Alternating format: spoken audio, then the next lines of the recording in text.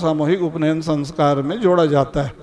ये अभियान 25 साल से चल रहा है सज्जनों, तो हर जिला में हो रहा है अब सामूहिक उपनयन संस्कार। ये अच्छा ही है, सबको इसमें सम्मिलित होना चाहिए, सहयोग करना चाहिए और सबको आगे बढ़ाना चाहिए, है ना। तो आज के कथा में इसीलिए ना, और मैं देख रहा हूँ बिलासपुर, रायपुर, मुंगेली, भाटापारा, बेमेतरा, दुर्ग, भिलाई, पूरा प्रदेश भर के लोग आप बैठे हो। ऐसा थोड़ी कि रायपुर भर से लोग आए, महासमुंद से लगा के, है ना।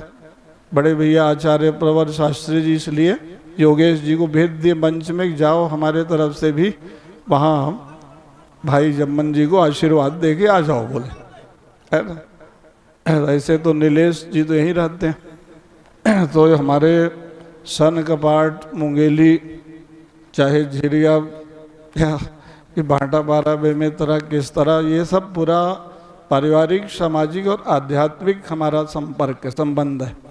तो आज सब लोग यहाँ सम्मिलित होकर आप सब लोग आशीर्वाद भी दे रहे हैं। और मैं पूछ रहा था बाबू से कि मुंगेले वाले भाभी के 12 बहन मोरेंगा, तो कितने बहन लोग आते हैं, मेरे को मिलवाए नहीं बाबू। मैं बोला अब वो तो रही नहीं देवलोक से, वो प्रवचन सुन रही भागवत, ऐसा मत सोचना, बहुत ज़्यादा उनका स्नेह था। तो वो 12 बहन में कई लोगों को मैं सबको जानता हूँ, मिला भी हूँ। तो मैं मोहरेंगा में पारायण किया हूँ, जानते हो, जब राम नारायण बड़ा बड़े अद्वितीय आदमी, आज से 35 साल पहले वहाँ भागवत हुआ, हम 40 साल पहले, तो हम वहाँ पारायण भी सुनाए, बड़ा अद्भुत भागवत। पहले सब लोग पारायण बहुत सुनते थे, तो मैं 20-25 साल की उम्र में भी वहाँ भागवत सुनाया, है ना। तो उसी का फल है कि आप सब लोग यहाँ भागवत सुनने आए हो। तो चलो अब सब मिलके भागवत कथा सुनते हैं। अब ये महोत्सव हो गया, व्रतबंध समारोह का उत्सव हो गया। फिर वामन जी की कथा में हम अब यज्ञोपवीत की महिमा और बताएंगे। तिलक क्यों लगाना चाहिए, चोटी क्यों रखना, जनेऊ क्यों पहनना, क्यों नाम का पुस्तक आप लोग अपने अपने घर में रख लो। और किसी को ज़्यादा जानना रहे तो संस्कृत के विद्वान आचार्य जी बैठे, इनसे आप परामर्श कर लिया करो रायपुर में। हाँ, जिज्ञासा होनी चाहिए। बोलो भागवत भगवान की जय।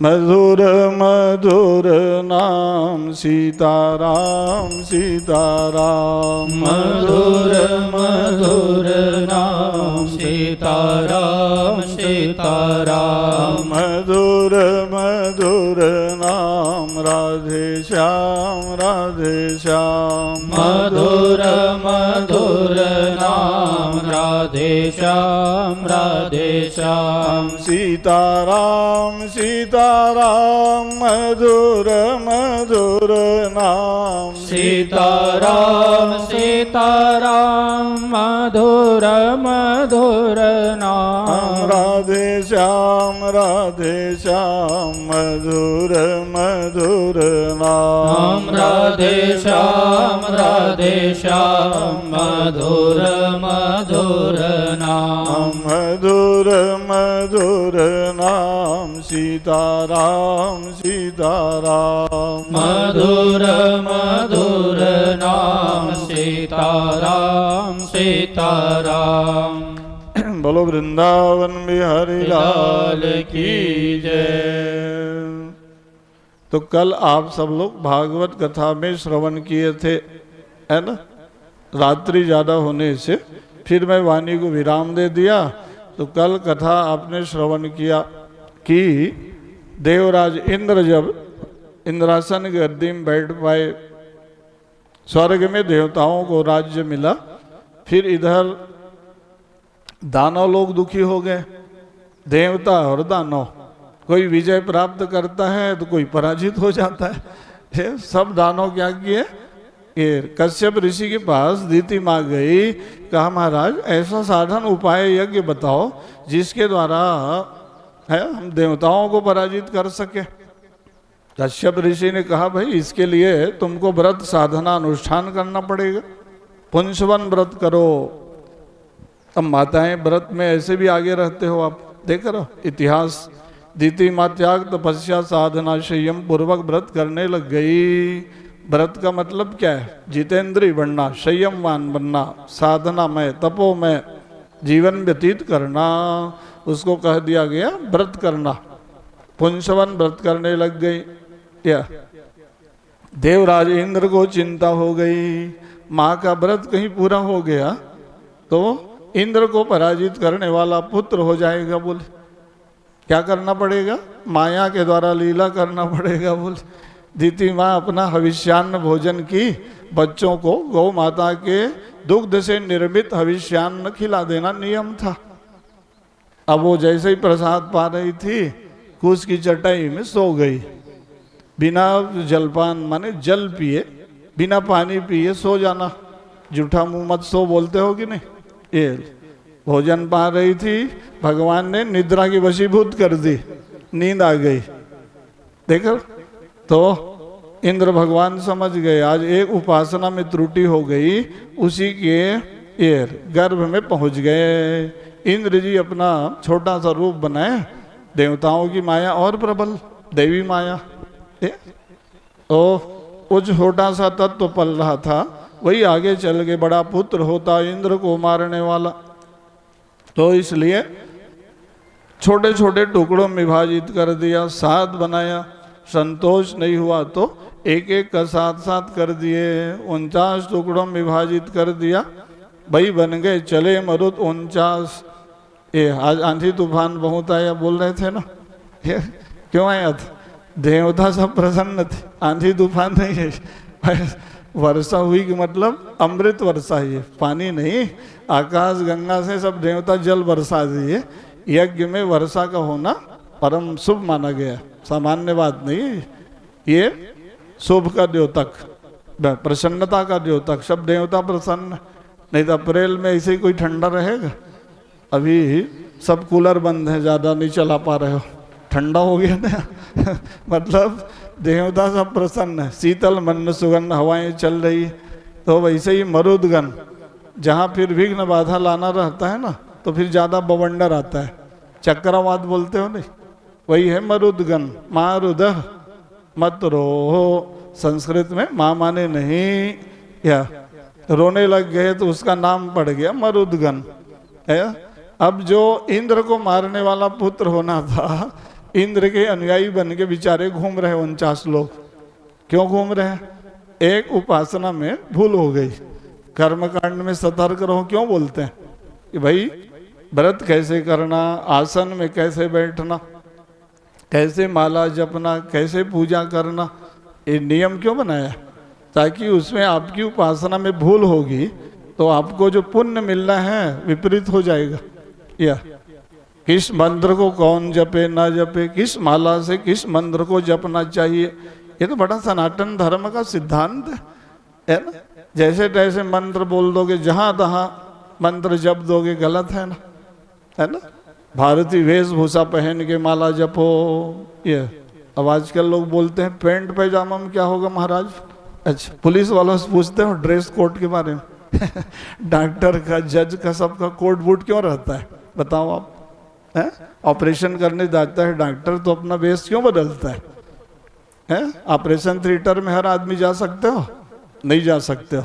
तो मंदिर के गर्भगृह में हर आदमी घुसना चाहता है। कहा महाराज प्रवेश में निषेध क्यों है बोलते हो? क्यों प्रश्न करते हो वहाँ कि हम क्यों नहीं कर सकते? डॉक्टर से पूछो जाके कि हम लोग क्यों नहीं जा सकते थिएटर में। जी बोले, वो कहेगा कि संक्रमण फैलाना है क्या? बोले रोग बीमारी बढ़ जाएगी, साइड इफेक्ट हो जाएगा। अध्यात्म के क्षेत्र में भी साइड इफेक्ट होता है। मंत्र का प्रभाव कितना ऊंचा है, उसको लोगों ने इतना सरल बना लिया है। या तो ये तो लंबा प्रवचन देने का विषय है ना। तो इसलिए पूजा में, जप में, यज्ञ में, आराधना में भी आप विधि निषेध का पालन कीजिए, आपको उत्तम फल मिलेगा। गुरुदेव भगवान आते हैं तो प्रवचन में बोलते हैं ना कि हम फल उत्तम चाहते हैं और विधि नहीं चाहते। बोले हमको भक्ति मिलना चाहिए, मुक्ति मिलना चाहिए महाराज। अच्छा तो मिलेगा कैसे? भाई जो साधन का प्रयोग करोगे, उपयोग करोगे तब तो मिलेगा, है ना। ये सब बात आप लोगों को बोलना चाहिए, बच्चों को समझाओ, युवा पीढ़ी को समझाओ, ताकि वो सनातन संस्कृति के प्रति ज़्यादा आस्थान्वित रहें। या तो आज बहुत अच्छा लगा मुझे, मेरा आधा घंटा समय है प्राची आज ली गोष्ठी में। पहले बार वो बैठ के आधा घंटा जिज्ञासा की, साधना क्या है, तप क्या है, पूजन क्या है, मंत्र क्या है, बहुत अच्छा उसने संवाद किया। तो जिज्ञासा पूर्वक तो उस सब चीज़ों को, वो विज्ञान सम्मत अध्यात्म की बातों को समझने की आवश्यकता है। नहीं समझ में आ रहा है तो बड़े लोगों के पास, महापुरुषों के पास, विद्वानों के पास जाओ, या समझने का प्रयास करो, अध्ययन करो, स्वाध्याय करो। उन्होंने बताया कि संस्कृत में, मैं संस्कृत कॉलेज से एमए कर रही हूँ, बोले दर्शन शास्त्र क्या है, अध्यात्म क्या है, ये सब मैं पढ़ाई करती हूँ। बोले मुझे बहुत अच्छा लगा कि वाह वाह, संस्कृत में एमए करना, भाई वो तो 2 विषय में ऐसे भी एमए पहले से। तो ये बात होना चाहिए कि हम संस्कृत पढ़ने के लिए अभ्यास करें, अपने विषयों को जानें। हम लोग तो प्रयास करते रहते हैं कि छत्तीसगढ़ में संस्कृत विश्वविद्यालय बने, या एकमात्र कॉलेज है संस्कृत कॉलेज, इतना बड़ा प्रदेश, एक भी संस्कृत का कोई प्रचार नहीं। छोटे छोटे संस्कृत पाठशाला हैं, वहाँ 10-20 बच्चे बेचारे पढ़ते रहते हैं। अरे वहाँ 200-400 बच्चे पढ़े, या तब देखो आप यहाँ छत्तीसगढ़ की महिमा कैसे बढ़ जाएगी, है ना। तो मैं कथा बोलते बोलते आप सबको ज्ञान की बात बताया सज्जनों। तो उस समय क्या हुआ कि जब दीति माँ दुखी हो गई, एक बेटा होना था, यहाँ 49 प्रकट हो गए। बोले इंद्र भगवान प्रकट हो गए, कहा दीति माँ चिंता मत करो, मेरे सेवा में भेज दो, श्राप नहीं दोगे तो मैं बताऊंगी। बोले अच्छा बताओ बेटा। बोले ना, अरे मेरे द्वारा तो हुआ है। बोले आपके घर में प्रवेश कर गया, 1 को 49 बना दिया। बोले देख लो, ओहो अच्छा तुम्हारे द्वारा हुआ है। बोले अब क्या करती हो, है ना। तो उपासना, साधना, भजन, स्वाध्याय में बहुत बड़े सब ऋषि मुनि लोग ना वैज्ञानिक थे भारत देश के, हम लोगों के हित कल्याण के लिए उन्होंने नियम बनाया सज्जनों। आज लोग बोलते हैं कि भाई हिंदू धर्म में बहुत भेदभाव है महाराज, सब में सबका अधिकार होना चाहिए, या बराबरी का दर्जा होना चाहिए। बोलते हैं अरे बराबरी कैसे दर्जा हो जाएगा हर आदमी, आप पढ़े लिखे प्रबुद्ध लोग बैठे हो, कलेक्टर कमिश्नर कौन बनता है? एसडीएम, पटवारी, तहसीलदार, कलेक्टर, सबका पद अलग अलग है ना। योग्यता के मापदंड के अनुसार ये लोग बन पाते हैं। आईएएस हर आदमी नहीं बन सकता है। बताइए आप, भाई वन मंत्री, शिक्षा मंत्री, कल्याण, स्वास्थ्य मंत्री विभाग बंटा है ना, कि सब लोग सीएम बन जाओगे तो वहाँ उपद्रव मच जाएगा कि नहीं। वैसे ही क्या है, हमारे यहाँ भी विभाग बांट दिए बंधुओं।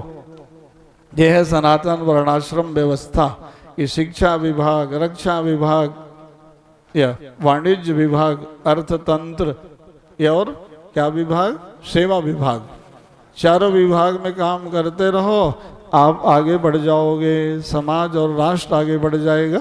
सब मिल के काम करो।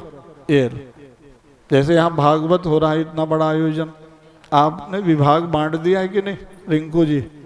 आप बैठ के भागवत सुन रहे हो, अन्य लोग भोजन पानी की व्यवस्था कर रहे हैं, भगत लोग आ रहे हैं, अतिथि सम्मान हो रहा है। नहीं, अब सीधा उठ के कहीं संदीप और शशांक की सेवा करने लग जाए, बड़े भाई भागवत सुन पाएंगे?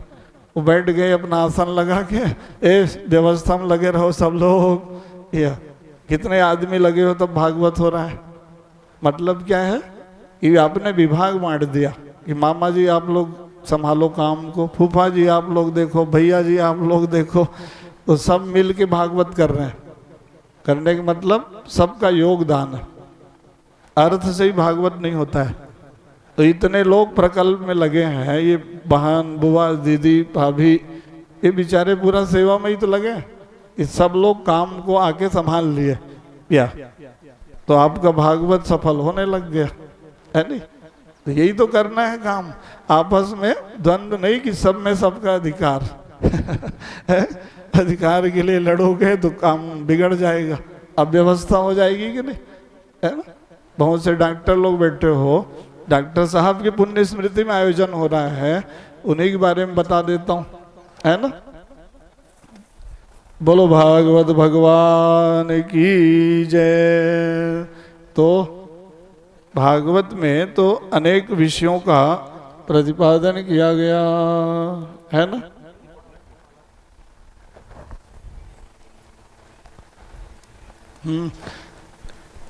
देखो अभी बताया ना मैं कि आज भागवत जो है समागम का है, महोत्सव का है। तो भागवत ज्ञान यज्ञ में एक प्रिय राम प्रताप जी शास्त्री पहुंच गए, हमारे बालक भतीजा जी। ये सब पूरे देश में प्रदेश में भागवत कथा सुना के आप सबको आह्लादित करते हैं, परंपरा प्राप्त ज्ञान को या सबके बीच में बांटते रहते हैं। यही तो काम करना है। बड़े भैया लोग सबको, बच्चों को तैयार कर दिए कि भाई सब लोग भागवत पढ़ो, राम कथा गाओ। अमर जी हमारे प्रिय पिंटू बोलते हैं ना इसको, छोटे बच्चों को, जैसे इसको हम रिंकू बोलते हैं, तो ये पंडित लोगों में भी शॉर्टकट नाम। तो ये सब लोग भी सेवा में रहते हैं। तो इस तरह इस समायोजन में आप सब लोग आनंद ले रहे हो। बोलो भागवत भगवान की जय। तो ज्ञान यज्ञ में अनेकों संत महात्मा आते रहते हैं, है ना। और संत समागम होने से सबको भागवत कथा का ज्ञान मिलता है। तो मैं ये सब बात बोल रहा था, कथा में इन सब विषयों का प्रतिपादन होना चाहिए। या कथा वाचकों का, व्यासपीठ का दायित्व है विश्लेषण होना। या कथा तो वही है, वहां से जो बात निकलनी चाहिए उसका प्रतिपादन नहीं होगा तो समाज जागरूक कैसे होगा, चेतना संपन्न कैसे बनेगा। भागवत का तात्पर्य क्या है, या तो वो उसको व्याख्या नहीं करते हैं विस्तार से कि भाई विधि निषेध क्या है, क्यों इसकी आवश्यकता है। या डॉक्टर के पास जाते हो, मैं बोल रहा था ना, दवाई देते हैं वो तो क्या बताते हैं, या ना, भाई परहेज, विधि का पालन करना तब फल मिलेगा। हम लोगों की तबीयत खराब हो जाता था, भैया के पास हम रहते थे बेमेतरा में, तो डॉक्टर साहब हमारे बगल में रहते थे, तो वो दवाई देते थे और विधि बताते थे। देखे ना, ऐसे ऐसे दवाई खाना, इससे परहेज ये करना तो फल प्राप्त हो जाता था। तो ऐसे ही ना, तो वहाँ क्या हुआ फिर देखो कथा में, हिरण्यकश्यप दानव पहुँच गया। कहा माँ क्या ही चिंता करते हो, अभी जाते हूँ मैं तपस्या करूँगा। ओ भारी घोर तपस्या। दानव लोग तपस्या में पीछे नहीं रहते थे, वरदान मांगना नहीं आता था। ध्यान दीजिए आप, मंदराचल पर्वत में गया हिरण्यकश्यप, ओ हजारों साल तप, ब्रह्मा जी आए, बरम्बरे भद्रम ते, वरदान मांगो, क्या पाना चाहते हो हिरण्यकश्यप। उसने कह दिया, दांतर बहिर्दिवानक्तम, बाहर न भीतर, आकाश पाताल पृथ्वी, कहीं मेरी मृत्यु न हो। पहले तो उसने मांगा कि अजर अमर बना दो, बोले या अजर अमर बना दो। तो कहा नहीं नहीं और कुछ मांगो। तब उसने कहा कि भाई दिन में न रात में एक योनि से उत्पन्न किसी जीवात्मा से न मरूं, या किसी भी अस्त्र शस्त्रों से न मरूं। इतना घुमा फिरा के बोला, माने अपनी दृष्टि से कि मैं अजर अमर बन रहा हूं। लेकिन भगवान के पास तो ज्यादा शक्ति बुद्धि न, ब्रह्मा जी वरदान दे दिए, तथास्तु। ये ज्यादा तपस्या करोगे तो वरदान देने भगवान आते हैं, है ना। वरदान प्राप्त कर लो तो उस सिद्धि को फिर समाज में, राष्ट्र हित में, जनहित में, कल्याणकारी योजनाओं में क्रियान्वित करो। किसी को सिद्धि मिल जाए उसका परोपकार में के लिए बड़ा उपयोग करो। लेकिन होना बड़ा कठिन होता है सज्जनों। किसी को कोई सिद्धि मिल जाता है तो अपना दुरुपयोग करने लगते हैं, या जनहित में, राष्ट्र हित में, भक्तों के कल्याण के लिए काम करो। या निस्वार्थ भाव से जो अपनी सिद्धि और साधना का सदुपयोग करता है वो बहुत दिनों तक वो सिद्धि जो है उपयोग में आते रहता है, नहीं तो जल्दी समाप्त हो जाता है। दुरुपयोग नहीं करना है। चमत्कार के नाम पर आजकल बोलते हो ना, बहुत चमत्कार को नमस्कार है महाराज बोल। अरे चमत्कार दिखाने के लिए सिद्धि थोड़ी है ना, वो तो आत्म कल्याण की साधना करने के लिए है ना। तो क्या हुआ उस समय, हिरण्यकश्यप ने अपने तपस्या के प्रभाव से यज्ञ बंद करा दिया, वेद पाठ बंद करा दिया, पूजा पाठ बंद, भजन कीर्तन कथा सत्संग बंद करा दिया। दानव लोग जब जब प्रबल हुए, विचार करो आप किसी भी युग में तो किससे विरोध करते हैं वो लोग, है ना। भारतीय वैदिक संस्कृति से उनका विरोध रहता है। गोभीर विप्रैश्च वेदैश्च सतीभिः सत्यवादिभिः अलुब्धिर दानशीलैश्च सप्तभिर धार्यते महे। इस 7 तत्व पृथ्वी को धारण करने वाले हैं, याद कर लीजिए आप, है ना। 7 से विरोध करना दानव लोगों को काम रहता है।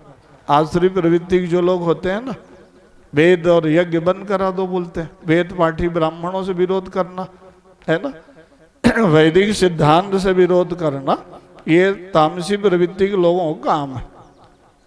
आज भी वही सब होते रहता है ना। तो ये 7 को संरक्षण प्रदान करते रहना चाहिए, जिससे हमारा ये सृष्टि और समाज सब लोग सुखी रहेंगे, ये तात्पर्य है। तो चारों तरफ अत्याचार बढ़ गया। ऐसे ही समय में नारद जी महाराज प्रकट हो गए। जब समाज में अराजकता बढ़ती है तो संत महात्मा आगे आके या झंडा लगा देते हैं कि नहीं, ध्वजारोहण। कौन आगे चलता है? संत महात्मा। उस समय के संत थे देवर्षि संत नारद, अद्भुत क्रांतिकारी आदमी। सतयुग की कथा सुन रहे हो आप लोग, ध्यान दो। उस समय जब समाज में, देश में संकट आया तो कौन खड़ा हुआ? मोर्चा संभाल लिया नारद जी। देवराज इंद्र कयाधु का अपहरण करके ले जा रहे थे, वहीं बीच रास्ता में बैठा लिए, अपना सत्संग कथा सुनाने लग गए। ध्यान दीजिए आप लोग, भगवान की कथा में कितनी शक्ति और क्षमता है, ये वहां बोल रहे हैं। इतने बड़े दानव के घर में प्रहलाद जैसा पुत्र उत्पन्न करा दिया। किसने? देवर्षि संत नारद जी ने। नारद भक्ति सूत्र का उपदेश देने लग गए। अब वो बालक गर्भ में पल रहा था। भागवत कथा, राम कथा का प्रभाव क्या है? लोग पूछते हैं कथा सुनने से क्या होता है महाराज? बोल, अरे यही तो होता है, देख लो अब। दानव के घर में भक्त प्रहलाद पैदा कर दिए, या इंद्र जी को भेज दी वापस। आपकी नीति कमजोर है जी, हम बताते हैं नीति की बात। बोले संत महात्मा जानेंगे ना, बोले, है ना। तो सत्संग में कथा सुनाए। प्रहलाद बालक बचपना से ही भजन गाने लग गया। हिरण्यकश्यप दानव परेशान हो गया। अरे मेरे राज्य में कथा भजन संकीर्तन प्रतिबंधित है, ये कहाँ से बड़ा बचपना में ही श्री राम जय जय राम गाता है? बोले विद्यालय में भेज दो, बोले थोड़ा बुद्धि सुधर जाएगा। बोले देख, संडमर्क शुक्राचार्य जी के ये 2 पुत्र थे, वो दोनों कहा ये ऐसा सब चीज पढ़ाना है इसको। भाई देखो, आनवीक्षिकी त्रयी वार्ता, ये सब क्या है? आसुरी विद्या है। कहा इसको रामायण, गीता, महाभारत, पुराण, वेद, उपनिषद मत पढ़ाना। बोल धार्मिक शिक्षा पर रोक लगा दिया। ये सब नहीं। तब क्या पढ़ाएंगे जी? बोले साम दाम दंड भेद छल कपट माया जाल, ये सब 8 प्रकार के आसुरी विद्या होती। ये सब इसको पढ़ाना, बाकी सब पर रोक लगा दो। बोल तो इतने बड़े दानव हिरण्यकश्यप का शासन चल रहा था, उसके राज्य में शिक्षा पद्धति पर, धार्मिक शिक्षा पर रोक लगा दिया सज्जनों, है ना। लेकिन ये तो माँ के गर्भ से ये सब सीख के आया था ना। भजन क्या है, सत्संग क्या है, पूजन क्या है, या गुरुकुल में पढ़ने गया। हिरण्यकश्यप ने बैठा के पूछा क्या क्या पढ़ते हो प्रहलाद? कहा पिताजी ये साम दाम छल कपट दम पाखंड ये सब विद्या तो पढ़ाते हैं गुरुजी लोग, लेकिन इससे क्या है ना, जीव का कल्याण नहीं हो सकता है। या मानव जीवन का उद्देश्य है भगवत प्राप्ति, उसके लिए हर व्यक्ति को नवधा भक्ति करना पड़ता है। बोल दिया, सुना दिया वो बैठ के, श्रवणम कीर्तनम विष्णु स्मरणम पाद सेवनम अर्चनम वंदनम दास्यम शक्य आत्मनिवेदनम। ये भगवान नारायण की नवधा भक्ति पिताजी, और 9 प्रकार के भक्ति के बिना जीव का कल्याण संभव नहीं है। हिरण्यकश्यप कहा, अरे ये तो कहाँ से अध्यात्म विद्या सीख लिया। बोले गुरुजी लोग बुलाए, क्यों संडा मार्ग जी यही पढ़ाते हो विद्यालय में? बोले, उसने कहा भैया हम लोग कहाँ पढ़ाए राजा साहब, न मत प्रणीतम न पर प्रणीतम सुतो वधत्ते सतवेन्द्र शत्रु नैसर्गिकीयम अतिरेवराजन। ये नैसर्गिकी विद्या है राजा साहब, माँ के गर्भ से ही सीख के आ गया। बोले तो हम लोग क्या करें, हमारी क्या गलती? बोले देख रहे भाई, ना हम पढ़ाए ना आप सिखाए, देख रहे। तब डॉक्टर वैज्ञानिक लोग शोध किए, ध्यान दो माताओं, कि गर्भावस्था में बालक सही में सुनता समझता है क्या? ये भागवत में रामायण में पढ़ा लिखा है। बोले अच्छा, महाभारत की कथा प्रसिद्ध हो गई है, विद्वान लोग सुनाते हैं हमारे सब बच्चे कथा में, कि भाई महाभारत में अभिमन्यु माँ के गर्भ में था, सुभद्रा है को अर्जुन कथा सुना रहे थे। कथा सुनाने की प्राचीन परंपरा है कि नहीं? कथा सुनते सुनते हुंकारू दे के वो सुन रही थी, बीच कथा में नींद आ गई। 6 द्वार कैसे पार करना वहां तक तो ध्यान से सुनी वो, 7वें द्वार को कैसे लांघना, चक्रव्यूह भेदन की कथा वो नहीं सुन पाई। अब माँ सो गई तो बेटा कैसे सुनेगा? तो अभिमन्यु ने इस बात को बताया कि दादा युधिष्ठिर, मैं चक्रव्यूह भेदन के लिए जा सकता हूँ, लेकिन 6 द्वार तक तो पार करूंगा, 7वें द्वार में थोड़ा संशय है, बोले फंस जाऊंगा। बोले कैसे? अरे माँ जो है कथा सुनते सुनते सो गई ना। बोले तो मैं कहाँ से जाना इस बात को? बोले तो कथा में सोना घाटा काम है कि नहीं? आप लोग बहुत सतर्क हो गए, सब कथा सुन रहे मतलब है नहीं, तो सो गई, काम बिगड़ गया, देख रहे। तो इसलिए जो है वो बताया। तो ये सब बातें बहुत सब वैज्ञानिक, कथा के हर बात पर साइंस है, जितना भी अनुसंधान खोज कर लें लोग वैज्ञानिक लोग, ये तो लाख करोड़ों साल पहले से व्यास जी ने लिख दिया सज्जनों। या आजकल लोग कहते हैं ना कि थोड़ा सुधार होना चाहिए महाराज, अरे सुधार का यहाँ कोई गुंजाइश ही नहीं है। तो ऋषि प्रकल्प उनकी जो वाणी है, एक एक शब्द एक एक अक्षर इतना अद्वितीय अलौकिक लिखा गया है ना। अपने मन बुद्धि विचार को आप ऊंचा ले जाओ, ऊपर जाओ, समझने का सुनने का अभ्यास करो, है नहीं। तो तब फिर वो प्रहलाद जी को मारने का प्रयोग किए। अब समाज में सब बात बता देता हूँ, नहीं तो 1 घंटा में प्रहलाद ही चरित्र बोलते रह जाऊंगा, तो और सब कथा कैसे पूरी होगी? ये तो कथा सब कल बताने का था, जो आज मैं भी बोल रहा हूँ। या विस्तारित कथा बोलने से ना, या शशांक जी को 2 दिन कथा पढ़ाना पड़ जाएगा, भाई अब 7 ही दिन में पूरा करना है। तो कहेंगे अब तो व्यास जी इसको बोलते हैं 25 तारीख तक चलेगा रिंग को, है तो जो है ना भागवत कथा 7 दिन में कैसे पूरा हो पाएगा? तो यहाँ बहुत अच्छी बात आई कि उन्होंने कहा कि भाई अब प्रहलाद को मारने का उपाय करो, समुद्र में डुबा दो, सर्पों से डसवाओ, सिंह से मरवाओ, हाथी से रंधवाओ। जितना वो अपना प्रयोग जानता था ना, आश्री प्रवृत्ति वाला आदमी, सारे जगह विफल हो गया। बताओ आप, कितनी बड़ी बात। इतना बड़ा सम्राट शासक भारत का वो दानव, छोटा सा 5 साल का बालक प्रहलाद जो है, अपने अध्यात्म विद्या तपोबल और भजन की शक्ति के द्वारा उसको पराजित कर दिया। ये सामान्य इतिहास थोड़ी। एक तरफ शासन तंत्र, एक तरफ प्रहलाद जैसा बालक, 5 साल का छोटा सा प्रहलाद इतना बड़ा संघर्ष मोल ले लिया। या भगवान के भक्ति करने वालों को संघर्ष झेलना पड़ता है बंधुओं। अभी तो हम लोग थोड़े से विपत्ति आती है फिसल जाते हैं। वाह क्या फायदा जी, इतना माला जपते हैं, भजन गाते हैं, फिर भी बड़ा संकट आता है। क्यों भाई युवक लोग कथा सुन रहे हो तो धैर्य नहीं, आत्मबल ऊंचा नहीं, मनोबल ऊंचा नहीं हमारा। प्रहलाद से सीखो। प्रहलाद की कथा खाली कथा नहीं है, या संदेश दिया उन्होंने भक्तों को कि संकट झेलना पड़ेगा, बोले संघर्ष करना पड़ेगा।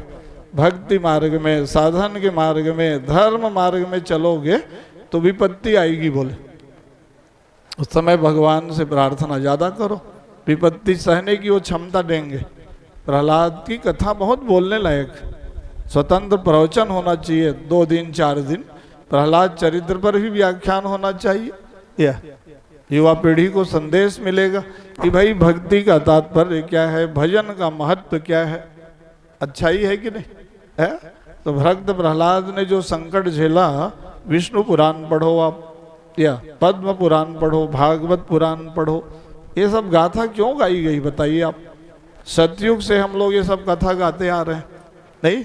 तो प्रहलाद जी ने जो शिक्षा दिया अपने कथा और चरित्र के माध्यम से, आज भी समाज के लिए, राष्ट्र के लिए प्रासंगिक है कि नहीं। या बचपना से साहसी बनो, या आत्मबल बहुत ऊंचा प्रहलाद का। एक तरफ केंद्र सरकार, एक तरफ प्रहलाद, शासन तंत्र से टकराना कोई सामान्य बात नहीं है।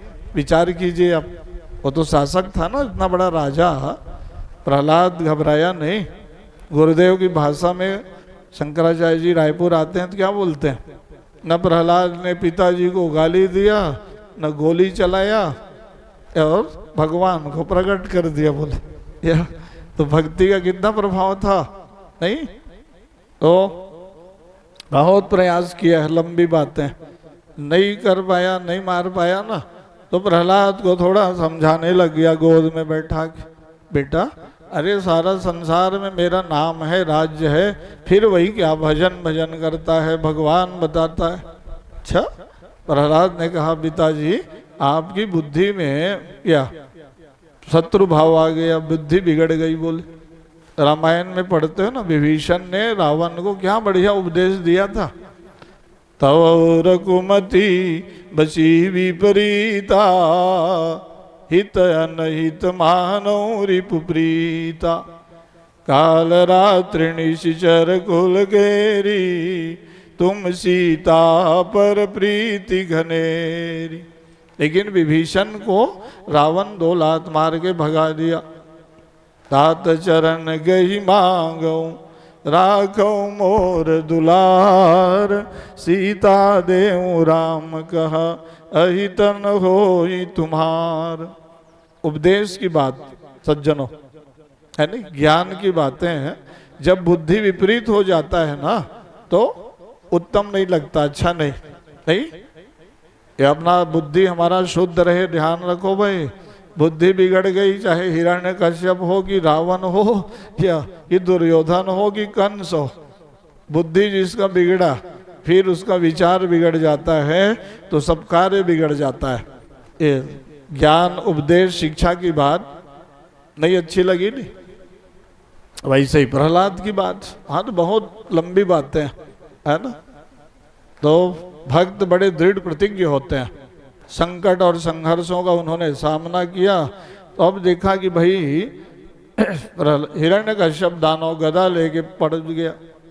अच्छा ये बता प्रहलाद, बहुत भगवान भगवान करता है, तुम्हारे भगवान कहाँ रहते हैं? बोले उसने कहा वो सब जगह है पिताजी। बोले एक खंभा था, कस्मा स्तंभे न दृश्य थे, इस खंभे में भगवान क्यों नहीं दिखते? बोले उनको देखने के लिए तो पिताजी प्रेम चाहिए। बोले अब आपके हृदय में अभिमान हो गया। बोले अभिमान अहंकार आता है तो भगवान नहीं दिखते। बोले नहीं, पटकने लग गया गदा जो है, इस खंभे में भगवान है तो भैया प्रेम है तो आप ही दिखा दो। बोले सत्यम विधातुम निज भृत्य भासितुम, संभे सभायाम न मृगम न मानुषम। भगवान वैकुंठ लोक में रहने वाले हैं, उनका सिंहासन हिल गया कि मेरा एक भक्त प्रहलाद कह दिया इस खंभे में भगवान है बोल, अब इसकी बात को मेरे को सत्य करना पड़ेगा बोल। देख ना, इस स्तंभ फाड़ के भगवान प्रकट हो गए। बोलो नृसिंहावतार भगवान की जय। तो भगवान ने भक्त की बात रखी कि नहीं? विश्वास होना चाहिए कि भगवान सब जगह है। अब प्रकट करने की क्षमता तो प्रहलाद जैसे भक्तों में ही हो सकती भाई। प्रेम जिसका ज़्यादा बढ़ जाता है ना, वो भगवान को सब जगह प्रकट कर सकते हैं। भाई आप सामान्य भाषा में बोलते हो, आप हरि व्यापक सर्वत्र समाना, प्रेमत प्रगट हो मैं जाना। भगवान गोद में ले लिए, हिरण्यकश्यप को समझाए, भाई जो जो तुम वरदान मांगे थे याद है ना? बोले दिन में न मरो, रात में नहीं, आकाश पाताल पृथ्वी, या कहाँ बैठे हो? बोले आपके गोद में बैठा हूँ प्रभु। बोले उसका गदा छूट गया, आंख बंद हो गया, कांपने लग गया। भगवान जब आए तो बड़ा कराल जीवम मृगुट मुखोलवनम, लाल लाल चेहरा, क्रोधित मुद्रा। देखा तो हिरण्यकश्यप चुप हो गया, नेत्र बंद। भगवान ने पूछा क्या बोल रहे थे हिरण्यकश्यप तुम? है? तो कहा भाई किसी भी अस्त्र शस्त्रों से ना मरो, मेरे हाथ में क्या हथियार दिख रहा है? तो कहा भैया बड़े बड़े नख दिख रहा है। बोले नखांकुर को लगा दिए, नखांकुरोत्पाटित रेत सरोरुहम। भगवान ने हिरण्यकश्यप दानों को मारकर प्रहलाद जी को राजगद्दी में बैठा दिया, राज्य सिंहासन प्रदान कर दिया। ये सब लोग कथा में आनंदित हो गए, देवता फूल बरसाए, जय जयकार किए, बोलो भक्तवत्सल भगवान की जय। तो भगवान अपने भक्तों के लिए ये अलग अलग समय में प्रकट हो जाते हैं। यही है सनातन धर्म। ये हमारे भगवान समय समय पर अवतार लेके प्रकट होके लीला करते हैं। उनके लीलाओं को फिर हम लोग कथा गाते हैं, आप कथा सुनते हो। तो ये है भगवान के अवतार का प्रयोजन, है नहीं? अगुणय रूप अलग सोई, भगति प्रेम बस सगुण सोई। वैकुंठ लोक में रहने वाले भगवान को आप अपने यहाँ बुला लेते हो। ये है भगवान ऋषिंग बन जाते हैं सज्जनों। और प्रहलाद को फिर राजगद्दी दे दिए। हिरण्यकश्यप ने को भगवान ने गति प्रदान कर दिया। क्यों? प्रहलाद ने कहा ना भाई पिताजी का भी कल्याण हो जाए। स्त्री शब्द भी पिता पुत। जिस कुल में भगवान का भक्त उत्पन्न होते हैं उनके कई पीढ़ी के लोग तर जाते हैं सज्जनों। हाँ, कहा गया ना कुलम पवित्रम जननी घृतार्था, वसुन्नरा पुण्यवती चतेना। भगवत भक्त जहाँ उत्पन्न होते हैं वहाँ की पृथ्वी धन्य हो जाती है। इसलिए अपने घर परिवार समाज में भगवान की भक्ति का प्रचार करो। यही है प्रहलाद जी की कथा का या सारांश। आज भी आवश्यक है कि समाज में भगवान के प्रति प्रेम बढ़े सबका। यही है भक्ति करना। बच्चे सब मंदिर जाएं, मंदिर जाके वहाँ भजन गाएं, सुंदरकांड पाठ पढ़ो, हनुमान चालीसा पढ़ो और सर्वहित की भावना से भगवान की प्रार्थना करो। प्रहलाद जी का श्लोक बता देता हूँ मैं आप लोगों को, क्योंकि संस्कृत के विद्वान ज्ञानी लोग बैठे हैं मंच में कि कहेंगे कि आचार्य जी श्लोक तो सुनाए नहीं प्रहलाद जी का। भाई भैया जी हैं कि राम प्रताप हैं, ये सब पंडित जी लोग ना भागवत के पारायण किए बहुत बार देखो ना। तो पारायण करोगे तो वहाँ श्लोक मिलता है कि स्वस्थस्य विश्वस्य कला प्रसीदताम, ध्यायन्तु भूतानि शिवं मिथो धिया, मनश्च भद्रं भजता रथोक्षजे, आवेश्यताम नो मतिरप्य हेतुकी। प्रहलाद छोटा सा बालक था लेकिन भगवान के पास वो श्लोक में बोलने लग गया। क्या मधुर भाव। भगवान ने कहा प्रहलाद वरदान मांगो बेटा, मैं बहुत प्रसन्न हूँ। प्रहलाद ने कहा पिता की धन संपत्ति पुत्र का ही होता है प्रभु, मांगना थोड़ी पड़ता है। बोले देखो ना, मांगा वहां जाता है जहां मिलने की संभावना कम हो। बोले आपसे क्या मांगना है? बोले अरे आपकी सब संपत्ति हमारा ही है। बोले देखो भगवान से जो मांगते हैं माने आप उनको अलग समझते हो, दूरी बढ़ा लिए ना आप मांग के। प्रहलाद से सीखो, प्रहलाद ने भगवान से कुछ मांगा नहीं। भगवान बोले अरे तू बड़ा चतुर आदमी, बोले आपसे मांगना मतलब ठगाना बोलता है। बोले भगवान बोले तो हम अपने होके देंगे तब। बोले ज्यादा मिलेगा। बोले भाई हमारे आपकी बुद्धि क्षमता बहुत कम है कि नहीं? अब भगवान सागर है, हम अपने इस तरह से मांगते रहते हैं छोटे मोटे चीज।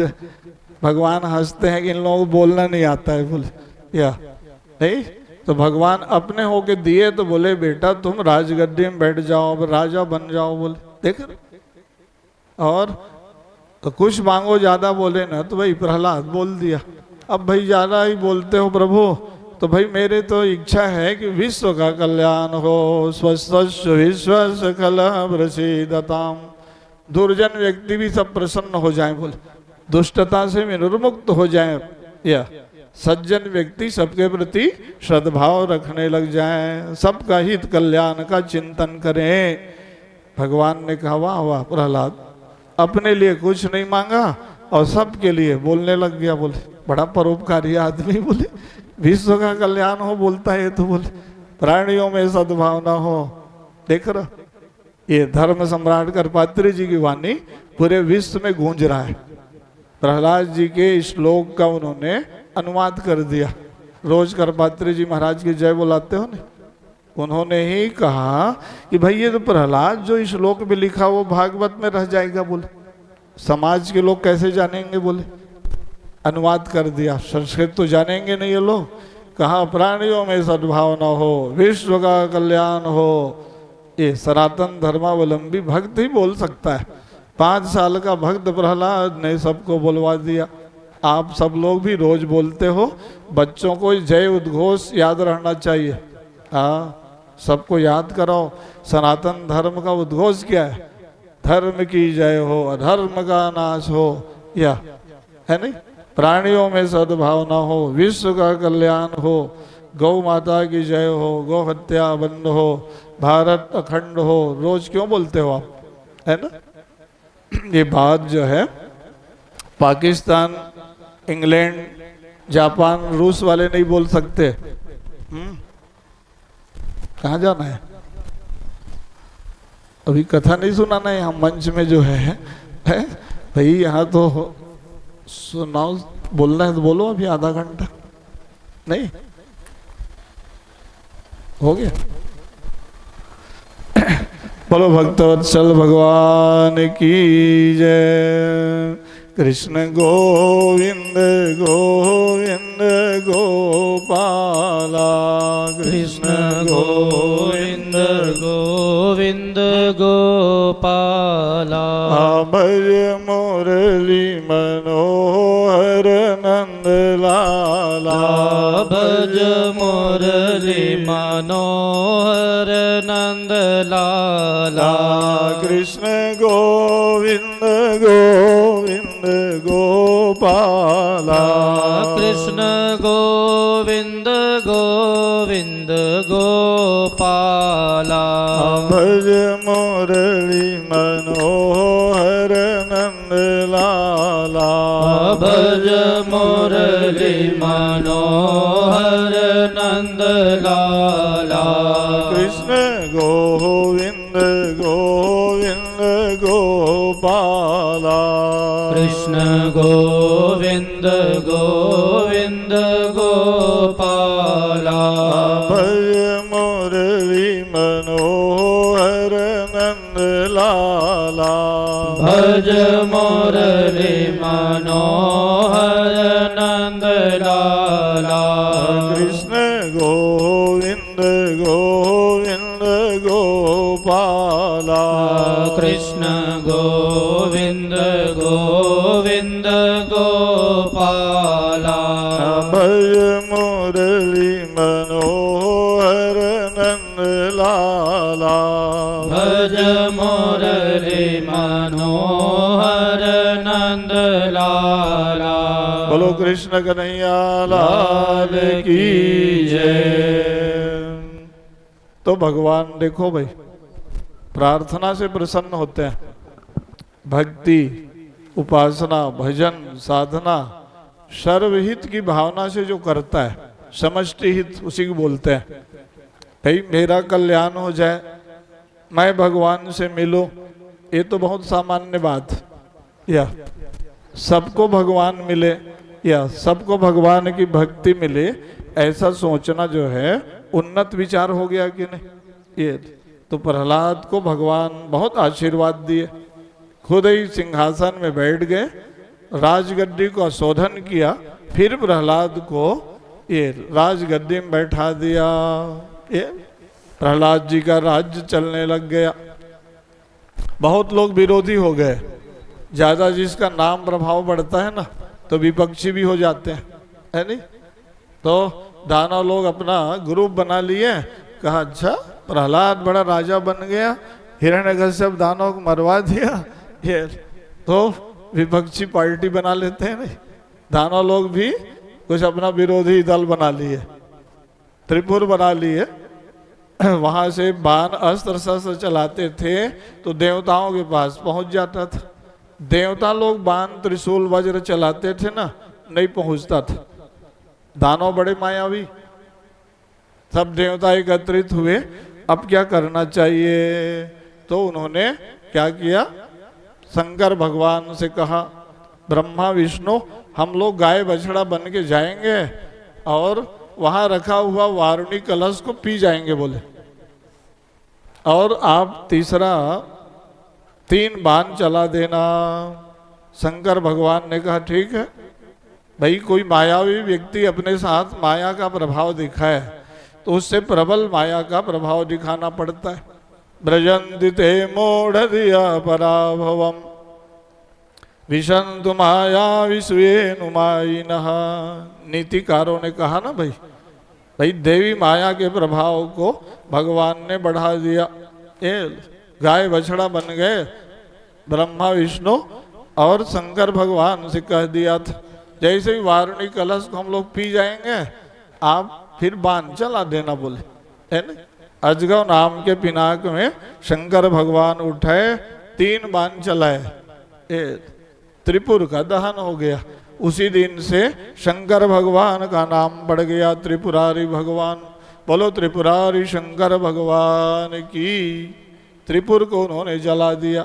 त्रिपुर मतलब काम क्रोध लोभ ज्यादा बढ़ जाए, वासना ज्यादा बढ़ जाए ना, तो भगवान शिव जी की उपासना किया करो, है नहीं।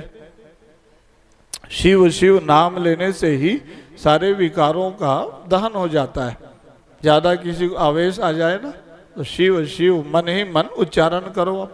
महादेव शिव जी के नाम लेने से आपको शांति, सुख और आनंद की प्राप्ति होती है। इसलिए भगवान शिव जी में चढ़ा हुआ जल अपने मस्तक में आप लगाते हो। विद्वान पंडित जी लोग रुद्राभिषेक के बाद सबके मस्तक में जल को मार्जन कर देते हैं। क्यों करते हैं? शिव जी के जानते हो ललाट में चंद्रमा और गंगा जल का वहां पर समावेश है।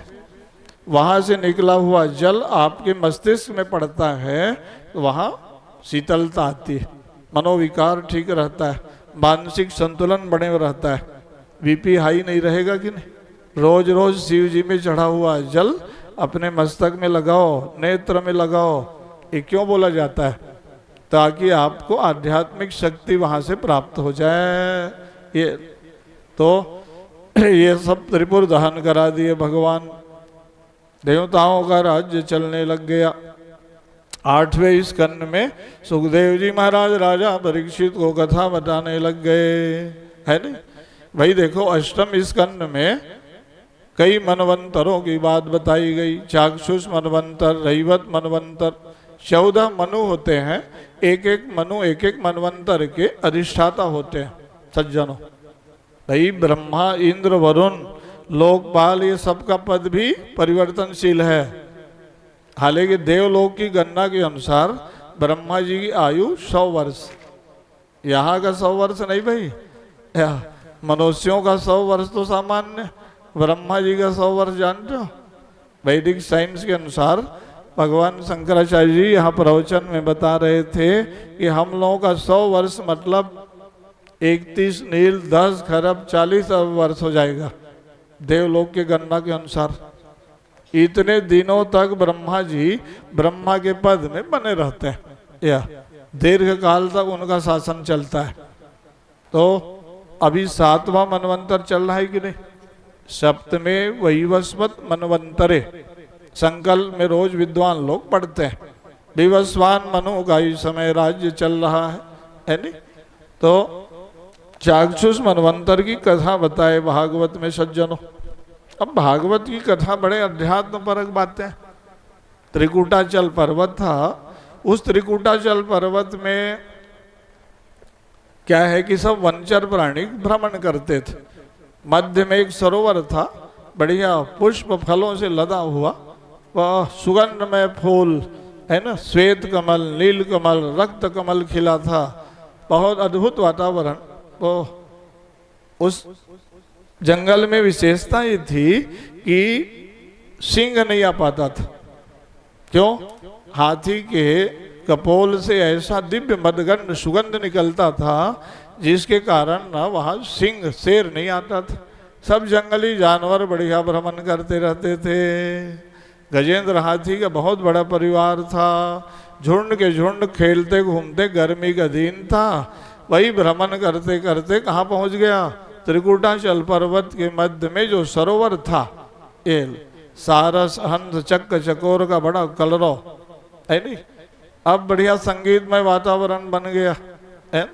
वहां पहुंच गए कौन? गजेंद्र हाथी जल पीने के लिए गया, गर्मी के दिन प्यास लगी थी। जैसे ही सरोवर में प्रवेश किया तो एक ग्राह ने पैर को पकड़ लिया। ग्राहो बलियान चरणे रुषाग्रहित, बहुत बलवान ग्राह था। जल में ग्राह का बल ज्यादा बढ़े रहता है कि नहीं, है ना? भाई बाहर में हाथी का बल ज्यादा रहेगा, थल में। अब पानी के भीतर जो है बहुत बलवान ग्राह ने पकड़ लिया। अब हाथी को तो बल का अभिमान रहता ही है, भाई मैं बड़ा प्राणी हूं। सोचा कि ये कछुआ मेढक मछली कुछ पकड़े होंगे, 2-4 अपना पैर हिलाया, नहीं छुड़ा पाया, तो परिवार की ओर इशारा किया। बहुत बड़ा परिवार है ना, तो व्यक्ति को क्या है, भरोसा सबके ऊपर रहता है कि मेरा बहुत बड़ा परिवार है, बहुत बड़ा मेरा नाम है, बहुत मेरा यश कीर्ति है, बहुत ज्यादा धन संपत्ति है नहीं? लेकिन संकट में कौन काम आता है?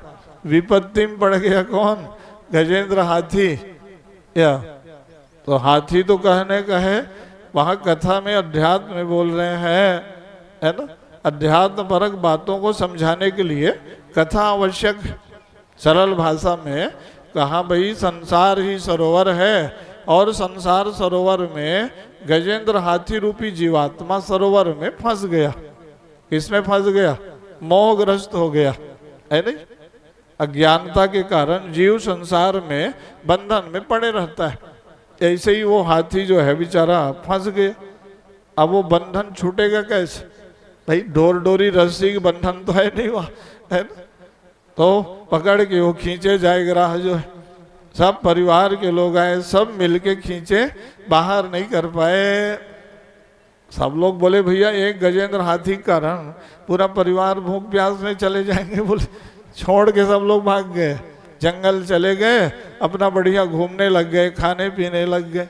गजेंद्र हाथी पीछे लौट के देखा, कितने लोग मेरे साथ खड़े हैं आज? बोले बहुत लोग बोलते थे कि मैं आपका परिवार, मैं आपका साथी, मैं आपका मित्र, या आज तो मैं अकेले खड़ा हूं। बोले बताओ आप।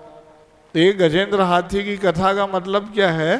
संसार में जीवों को भी यही दशा होती है नहीं? विपत्ति आती है तो बहुत लोग दूरी बढ़ा लेते हैं सज्जनों। आपका अच्छा दिन चल रहा है तो सब आपके पास भीड़ लगाए रहते हैं, मैं आपका हूँ, मैं आपका मित्र हूँ। नाते रिश्तेदारी घर परिवार है ना। गजेंद्र हाथी जब फंस गया तो सब भाग गए। तो वहीं पर गजेंद्र हाथी ने संस्कृत भाषा में बढ़िया श्लोकबद्ध अपना स्तुति शुरू कर दिया। वो क्या बन गया? गजेंद्र मोक्ष बन गया।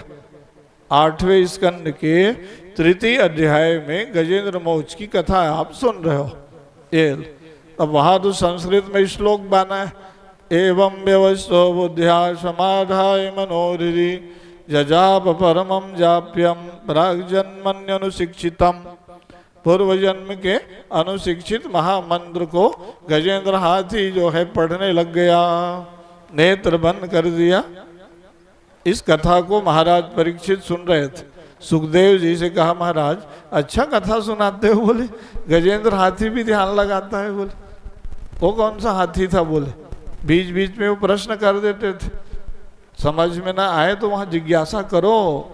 कहा कि महाराज ये गजेंद्र हाथी भला काहे को ध्यान करेगा?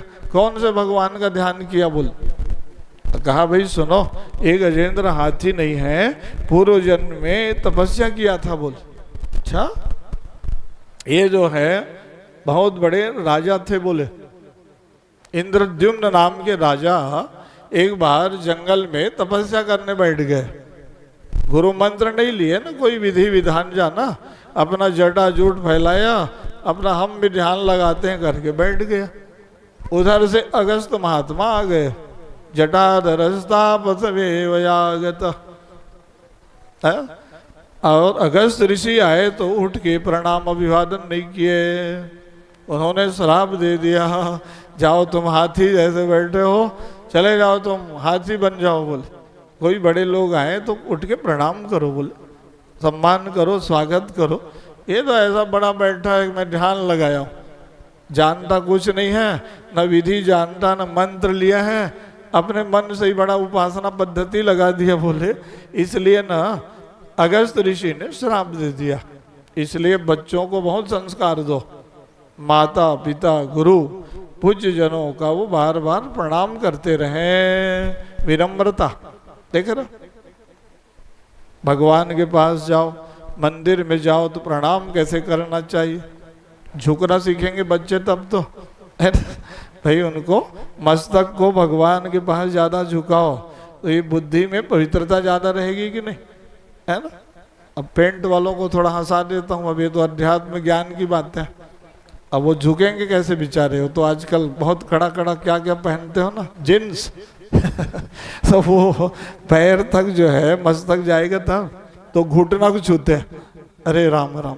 अब बोलते हैं आशीर्वाद दो गुरुजी। बोले अरे तुम्हारा सिर चरण में गया ही नहीं है तो आशीर्वाद मिलेगा कैसे? भगवान के पास पूरा झुको। पुराने लोग दंडवत प्रणाम, साष्टांग प्रणाम बोलते थे ना, पूरे अपने अंग को, शरीर को भगवान के पास समर्पित करो।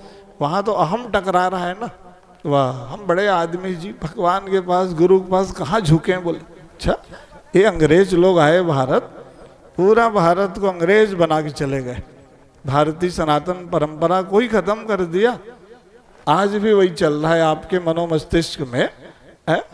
तो भाई इसलिए भगवान के पास, गुरु के पास, माता पिता के पास जाओ, विनम्र बन जाओ, झुको, चरण में चले जाओ आप सीधा।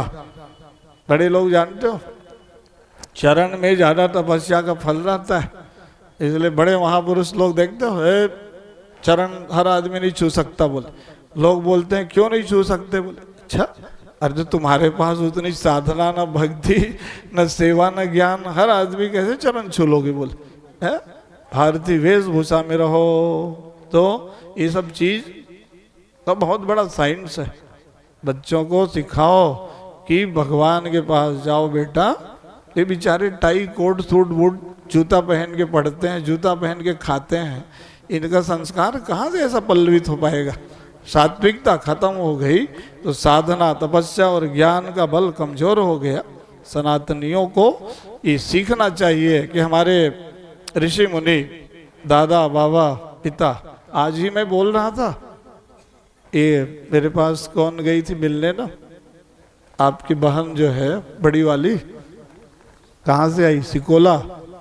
तो मैं बताया इनको कि आपके पिताजी इतने विनम्र थे, याद आ गया मेरे को। हमारे से उम्र में वो 25 साल से भी ज़्यादा बड़े थे, जब हम लोग बेमेतरा में रहते थे, कहीं दिख आते थे वो, तो सीधा चरण स्पर्श करके प्रणाम करते थे। क्या महानता थी बड़े लोगों की। तो हम बोलते थे भैया प्रणाम, हम तो बहुत छोटे हैं आपसे। अरे बोले कोई उम्र शरीर से छोटा बड़ा नहीं होता, बोले आप लोग ज्ञानी कितना हो, बोले आचार्य हो, बोले आचार्य गुरु को कैसे प्रणाम करना चाहिए ये मोहित प्रसाद पांडे भैया से सीखो।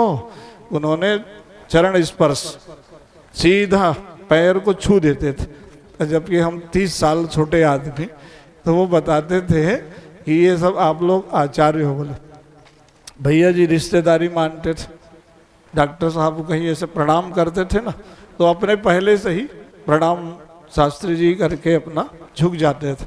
तो बड़े लोगों का मतलब क्या है कि अभी विनम्रता नहीं। क्यों? शिक्षा पद्धति में ये सिखाया ही नहीं गया, तो वो विनम्रता कैसे आएगी आपके हृदय में?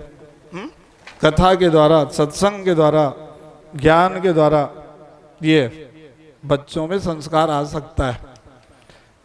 तो भैया जी बैठे, मदालसा माँ का ग्रंथ छपा, तो आपने संपादकीय लेख लिखा उसमें कि भारत की माताएं कैसे होती थी कि बच्चों को बचपना से ही, आज मेरे को अंकुर मिला तो मैं हंसवा रहा था, तुम छोटेपन में बहुत प्रसाद खाए, बड़े हो गए थोड़ा दूरी बढ़ा लियो।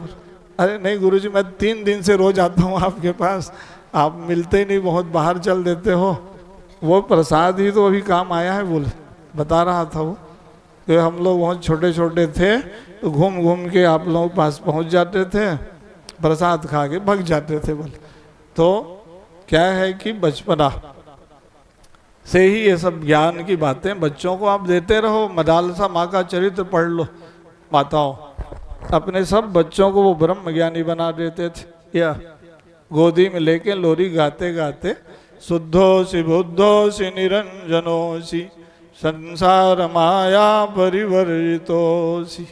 वाह वाह, क्या संस्कृत भाषा में श्लोक गाते गाते सारे बच्चों को ज्ञानवान, विवेकवान, धैर्यवान बना के वाह विद्वान बना देती थी। ये थी भारतीय संस्कृति है। तब उनके चरित्र को आज बड़े बड़े महात्मा शंकराचार्य गुरुदेव बताते रहते हैं, है ना। तो मैं कथा में क्या बता रहा था, गजेंद्र हाथी की बात चल रही थी। गजेंद्र हाथी फंस गया तो स्तोत्र गाने लग गया, एक छोटा सा भूल हो गया। देख रहे हो, विनम्रता के अभाव में अगस्त जी ने श्राप दे दिया, जाओ तुम हाथी बन जाओ। बोले उस जंगल में बेचारा हाथी बन गया, लेकिन तपस्या का प्रभाव कहाँ जाएगा, है नहीं। तब साधना था, अपना आग बंद किया, श्लोक गाने लग गया। क्या बढ़िया स्तोत्र पढ़ा हुआ, नमो नमस्ते किल कारणाय निष्कारणाय अद्भुत कारणाय सर्वागमाम्नाय महार्णवाय नमोपवर्गाय परायणाय गुणारणे चिन्न चिदोष्मपाय तच्छोभ विस्फुजित मानसाय। ओ पूरा 30 श्लोक पढ़ दिया वहाँ लगातार। देख गजेंद्र हाथी आंख बंद किया, प्रार्थना किए जा रहा है। कौन से भगवान को प्रार्थना किया? निर्गुण निराकार ब्रह्म का वो ध्यान करते थे। सगुण साकार भगवान का किसी भी श्लोक में वो नाम नहीं लेता था। हम आप लोग भजन गाते हो तुरंत बोलते हो श्री कृष्ण गोविंद हरे मुरारे, हे नाथ नारायण वासुदेव, हरे मुरारे मधुकैट भारे, निराश्रय माम जगदीश रक्षा। कितने भगवान का आप नाम ले दिए, गोविंद, गोपाल, मुकुंद, माधव, है ना। अब वो नाम नहीं लेता था, श्लोक पढ़ता था ज्ञानी आदमी है। आप जगत नियंता हो, सर्वाधिष्ठान भूत हो, या सबके पालक हो, आप ये अपना बोलते जाए बढ़िया। भगवान ने कहा भाई है तो ये भक्त, लेकिन अब कौन भगवान जाएगा इसके पास? बोले नाम का यहीं पर महत्व हो गया कि नहीं। 1000 आदमी बैठे हो और हम बोलते रहे सुनो जी इधर आओ, कौन उठ के आएगा वहां से? फिर नाम लोग या अशोक जी सुनो, अशोक चाहे 10,000 आदमी के बीच से उठ के आ जाएगा। भगवान के अनंत नाम हैं, लेकिन ये पुकारता नहीं था, नाम नहीं लेता था। भगवान बोले जाना तो है, ये भक्त है। यही है निर्गुण निराकार ब्रह्म और सगुण साकार में भेद कौन कराता है? अगुण सगुण नहीं कछु भेदा, भेद नहीं है नाम के द्वारा, है ना। अगुण सगुण बीच नाम सुसाकी, उभय प्रबोधत चतुर द्विभाषी। दुभाषिया का काम करता है कौन? नाम। एक संस्कृत का विद्वान, एक इंग्लिश वाले, दोनों कहीं बैठ जाए शास्त्रार्थ करने भैया जी के पास अब ये संस्कृत में बोलेंगे तो अनुवादक चाहिए कि नहीं वहाँ, ये अंग्रेजी में क्या बोलता है ये बोल। शास्त्रार्थ तो दोनों जानकार हो तब होगा ना। या अभी जैसे डिबेट होता है वैसे ही काशी में ये परंपरा है, शास्त्रार्थ की परंपरा। हमारे यहाँ बालक हर्ष जो पढ़ रहा है ना, वो सब विद्वानों के बीच में संस्कृत में ही संभाषण करते हैं वो लोग, वार्ता, व्याकरण, वेदांत, न्याय, हाँ बोलो संस्कृत में। तो वहाँ दोनों संस्कृत के ज्ञाता रहते हैं, एक पक्ष नहीं। वैसे ही निर्गुण निराकार और सगुण साकार भगवान, भगवान तो एक है, उनके नाम और स्वरूप में भेद हो गया सज्जनों। हाँ, आपस में लड़ाई नहीं लड़ना है कि हम निर्गुणवादी हैं तुम सगुणवादी हो, नहीं भाई। पानी को आप फ्रिज में रखते हो तो क्या बन जाता है? एल, बर्फ बन गया। बाहर निकालते हो तो पानी बन जाता है। नाम रूप में भेद है ना। तो इसलिए भाई सगुण साकार की उपासना में आप पूजा करते हो, भजन गाते हो, नाम जपते हो, कथा सुनते हो तो सुगमता है। और निर्गुण निराकार ब्रह्म का ध्यान करो तब न मूर्ति है, न मंत्र है, न माला है, न पूजा है। चलो मन को लगाओ, बोले कैसे लगाओगे आप, है ना। तो इसलिए भगवान के सगुण साकार उपासना करते करते मन और चित्त जब शुद्ध और समाहित हो जाए तो आप भी ध्यान करने लग जाओगे, है ना। तो बहुत श्लोक पढ़ा वो ज्ञानी आदमी, तब उसने देखा कि भगवान आ ही नहीं रहे हैं, तब वो फिर नाम लिया। नारायणा किल गुरो भगवन नमस्ते। हे नारायण भगवान, आप अखिल गुरु हो, आप भगवान हो। जैसे ही बोले ना भगवान का सिंहासन हिल गया। फिर वैकुंठ लोक में रहने वाले भगवान जो है सीधा वहाँ सरोवर में प्रकट हो गए। बोलो भक्तवत्सल भगवान की। छंदोमयेन गरुरेण समूयमान चक्रायुधोभ्ययमदासु यतो गजेन्द्रः। भगवान जो है शब्द की गति से चलने वाले वाहन में चढ़ के आए, मार्ग में उड़ने लग गए, आकाश मार्ग में। गजेंद्र हाथी बेचारा धीर हो गया, आने में विलंब हो जाएगा, पेट भर पानी में अब मैं पहुंच गया। ग्राहक खींचे जाए ना, तब उसने एक कमल फूल तोड़ लिया, सूंड से भगवान को दिखा दिया। प्रभु आप आओगे तो कौन आरती पूजा करेगा, माला पहनाएगा, अब तो शरीर छूटने वाला है। बोले अधीर हो गया। आर्त त्राण परायणम ही भगवान। आर्त भक्ति है ना, ज्ञानी, जिज्ञासु, आर्थ, अर्थार्थी, 4 प्रकार के भक्त होते हैं, है ना। तो ये बेचारा आर्त भाव से बोलने लग गया कि प्रभु अब तो मैं डूब रहा हूँ। बोल देखो भगवान जल्दी प्रसन्न होते हैं किसके ऊपर? अपने आप को उनके चरणों में आप समर्पित करते रहो, है ना। मैं बहुत बड़ा सिद्ध हूँ, बहुत ज्ञानी हूँ, ऐसा बोलोगे ना तो समय लगेगा, है ना। अब वहाँ कहीं आप आर्त होके पुकारोगे ना, भगवान समझ जाएंगे वाह वाह हृदय इसका बड़ा निर्मल है ना। तो इसलिए भगवान जो है सरोवर में ही प्रकट हो गए। भागवत में लिखा कि तम भिक्ष पीड़ित मजस सावतीर्य सग्राहमासु शरस कृपयो जहार ग्राहात् विपाटित मुखा दरिणा गजेन्द्रम संपश्यताम हरिरमो मुजदो स्त्रियानाम।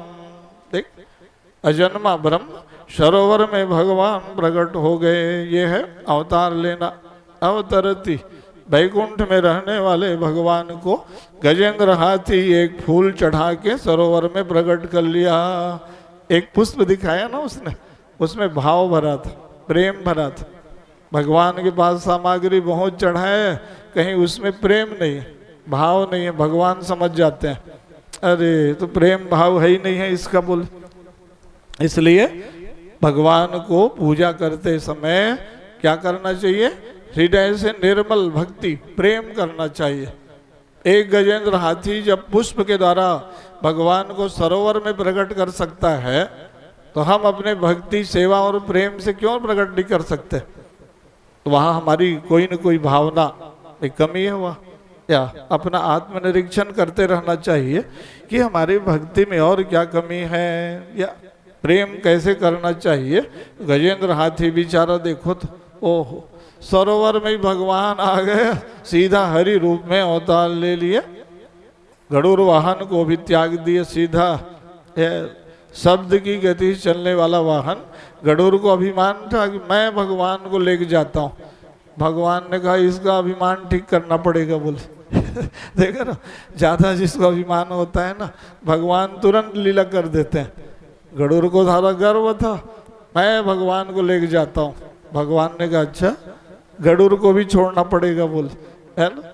सीधा सरोवर में आए और ग्राह और गजेंद्र दोनों को मुक्ति प्रदान कर दिया। कुछ लोग बोले, प्रश्न किए वहाँ कथा में, वाह गजेंद्र हाथी तर गया वो तो ठीक है जी, भगवान का भक्त था, ये ग्राह क्यों तर जाएगा बोले, ये तो भक्त को सता रहा था ना बोले, या भगवान दोनों को तार दिए बोले। अरे भगवान समदर्शी हैं, भगवान ने देखा कि भाई ये भक्त का चरण पकड़ लिया, मतलब इसका भी उद्धार हो जाए बोले। देख ना, भक्तों के सानिध्य में रहोगे तो भगवान जल्दी मिलते हैं। दुर्जनों की संगति मत करो। या ग्राह दोषी तो था, लेकिन गजेंद्र हाथी भक्त कितना महान था। भक्त वो महान होता है कि अपने साथ बहुत लोगों को भगवान से जोड़ते रहो। देखे ना, आप सब लोग कथा सुनने आ रहे हो तो अपनी कथाओं को 10 जगह प्रचार करो।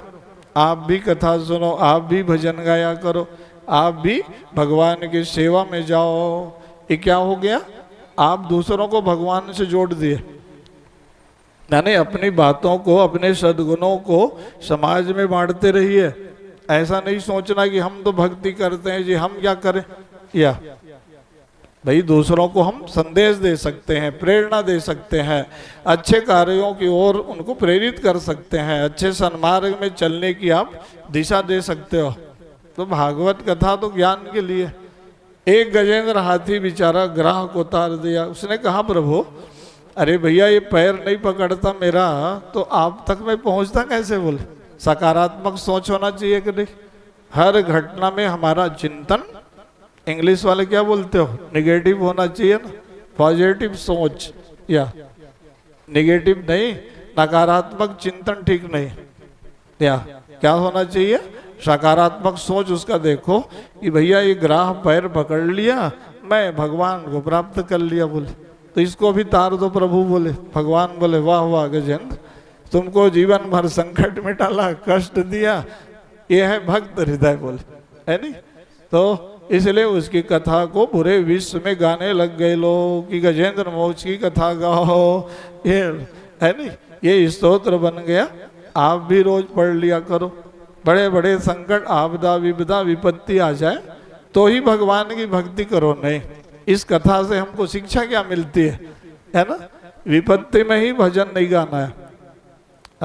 बढ़िया शुभ दिन चल रहा है तो ज़्यादा भगवान की आराधना, उपासना, भजन गाओ। लेकिन होता नहीं है। संकट आता है तो पंडित जी लोग फंस जाते हो, थोड़ा जप कर दो महाराज, बड़ा आजकल ग्रह बाधा चल रहा है। अरे भाई विपत्ति आएगा तभी महामृत्युंजय जप थोड़ी करना है। या शुभ दिन चल रहा है तो भी आप महारुद्राभिषेक करो।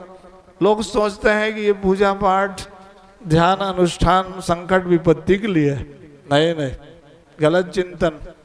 आपका दिव्य विचार चल रहा है तो ज़्यादा आप उपासना, आराधना, साधना, भजन मन को लगाइए आप।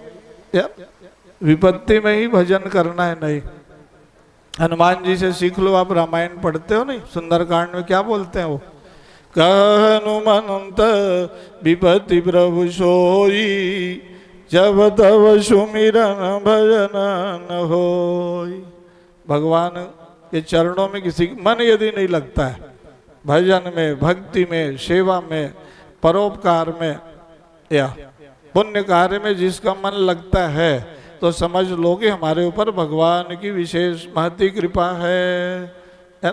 आप सबके ऊपर भगवान की अभी विशेष कृपा बरस रही है, तब तो आप यहाँ बैठ के 3 घंटा 4 घंटा भजन, कथा, सत्संग, सेवा में आपका मन लग रहा है। ये भगवान की कृपा होना, यही है कृपा का अनुभव करना। नहीं तो गजेंद्र हाथी तर गया और ग्राह को भी तार दिया। गजेंद्र तो राजा था, आप कथा सुने। राजा परीक्षित ने पूछ दिया कि महाराज ये मगर कौन था? बोले अरे भैया वो नाम का गंधर्व था। एक बार देवल नाम के महात्मा सरोवर में स्नान करके भगवान सूर्य को अर्घ दे रहे थे, ये जाके पैर को उसका पकड़ लिया। बोले थोड़ा परीक्षा लेना चाहिए कि सही ये ध्यान करता है कि ऊपरी दिखावा है। बोले पैर को पकड़ा तो पैर हिला के कूदने लग गया, डर गया। भाई बीच नदी में कोई पैर पकड़ेगा तो आप भागोगे कि नहीं? बाहर निकला, उसने कहा महाराज और कोई नहीं पकड़ा था, मैं ही थोड़ा परीक्षा ले रहा था कि सही सही आप पूजा ध्यान करते हो? कैसा ही बोले। कहा पूजा पाठ में विनोद नहीं। बोले तुमने आज मेरा ध्यान भंग कर दिया। बोले जाओ तुम मगर बन जाओ। बोले ऋषि मुनियों के साथ देख रहे हो, उपहास करोगे तो परिणाम क्या हुआ? सीधा मगर बनाई दिया। जाओ तुम जलचर प्राणी बन जाओ। बोले पानी में घुस के तुमने पूजा पाठ में व्यवधान किया ना। बोले आजकल भी लोग देखते हो, हमको सब बताते हैं भगत लोग, महाराज पूजा पाठ ध्यान भजन करते हैं ना, लोग बोलते रहते हैं वाह आजकल बड़ा पुजारी हो गया ये। बोले देख रहे, अरे जो अच्छा काम कर रहा है उसकी बढ़ाई करो, उसको प्रोत्साहन दो कि वाह वाह तुम आगे बढ़ो बेटा, बहुत बढ़िया पाठ करते हो, बहुत अच्छा जप करते हो, बहुत बढ़िया माला जपते हो। ऐसा नहीं बोलना है। बच्चों को घरों में भी मैं वातावरण देख रहा हूँ, कोई बालक धार्मिक आस्तिक भक्त बनता है तो आप उपहास उड़ाते हो, बड़ा ये आजकल पूजा पाठ करता है, बहुत मंदिर जाता है। देख रहे हो लोगों का नकारात्मक सोच इतना है। अरे कोई अध्यात्म क्षेत्र में आगे बढ़ रहा है, कोई यज्ञ करा रहा है, कोई कथा का आयोजन कर रहा है, कोई मंदिर जाता है तो आप उसकी बड़ाई प्रशंसा तो करो, साथ दो उनको, आप आगे बढ़ाओ कि हम तुम्हारे साथ खड़े हैं, तुम बड़ा आयोजन कर रहे हो, हम भी तुम्हारे सहयोगी हैं, तो उसका मनोबल कितना बढ़ेगा। तो वहाँ लोग पैर पकड़ने वाले ज़्यादा घूम रहे हैं समाज में। ये गजेंद्र ग्राह की कथा तो आज भी हो रही, वही पुराना थोड़ी है। उन्नत काम करता है समाज में, किसी भी क्षेत्र में कोई आगे बढ़ रहा है, धार्मिक क्षेत्र में, राजनीति के क्षेत्र में, सामाजिक क्षेत्र में कोई उन्नति कर रहा है, आगे बढ़ रहा है, तो आप उसको प्रोत्साहन दीजिए, पैर पकड़ के खींचने की जरूरत नहीं है। देख रहा, तो भागवत कथा तो ज्ञान देने के लिए सज्जनों, एक कथा से आप हजारों ज्ञान शिक्षा प्राप्त कर सकते हो। समय रहे तो हम एक ही कथा को 2 घंटा बोलते रहेंगे। हम लोगों को तो बचपना से प्रशिक्षण प्राप्त है ना। जहाँ धर्म सम्राट करपात्री जी महाराज, पूज्य पूर्वाचार्य गुरुदेव और वर्तमान शंकराचार्य जी, बड़े भैया आचार्यों की जो बचपना से वाणी मिल गई, उसको हम लोग एक ही कथा को कई शैली में, कई विधा में आपके पास प्रसारित कर सकते हैं। उसके लिए पर्याप्त समय चाहिए, है ना। तो यहाँ तो अब समय बहुत ज़्यादा हो रहा है। मेरे को अभी समुद्र मंथन सुनाना है, फिर वामन अवतार की कथा सुनाना है, तो चलो फिर कथा को आगे बढ़ाना पड़ेगा। बोलो भागवत भगवान की। राधे राधे राधे, बोलो जय श्री राधे। राधे राधे राधे, बोलो जय श्री राधे। वृंदावन वाली राधे, बरसाने वाली राधे। वृंदावन वाली राधे बरसाने वाली राधे। राधे राधे राधे बोलो जय श्री राधे। राधे राधे राधे बोलो जय श्री राधे। राधे राधे राधे बोलो जय श्री राधे। राधे राधे राधे बोलो जय श्री राधे। वृंदावन वाली राधे बरसाने वाली राधे। वृंदावन वाले राधे बरसानो वाले राधे। राधे राधे राधे गाओ जय श्री राधे। राधे राधे राधे गाओ जय श्री राधे। राधे राधे रटिए सहारा मिलेगा। राधे राधे भजे सहारा मिलेगा। कृष्ण कृष्ण रटिए किनारा मिलेगा। कृष्ण कृष्ण रटे किनारा मिलेगा। सहारा मिलेगा किनारा मिलेगा। सहारा मिलेगा किनारा मिलेगा। राधे राधे राधे बोलो जय श्री राधे। राधे राधे राधे बोलो जय श्री राधे। राधे राधे राधे गाओ जय श्री राधे। राधे राधे राधे गाओ जय श्री राधे। वृंदावन वाली राधे बरसाने वाली राधे। वृंदावन वाले राधे बरसाने वाले राधे। बरसाने वाली राधे हर्षाने वाली राधे। बरसाने वाले राधे हर्षाने वाले राधे।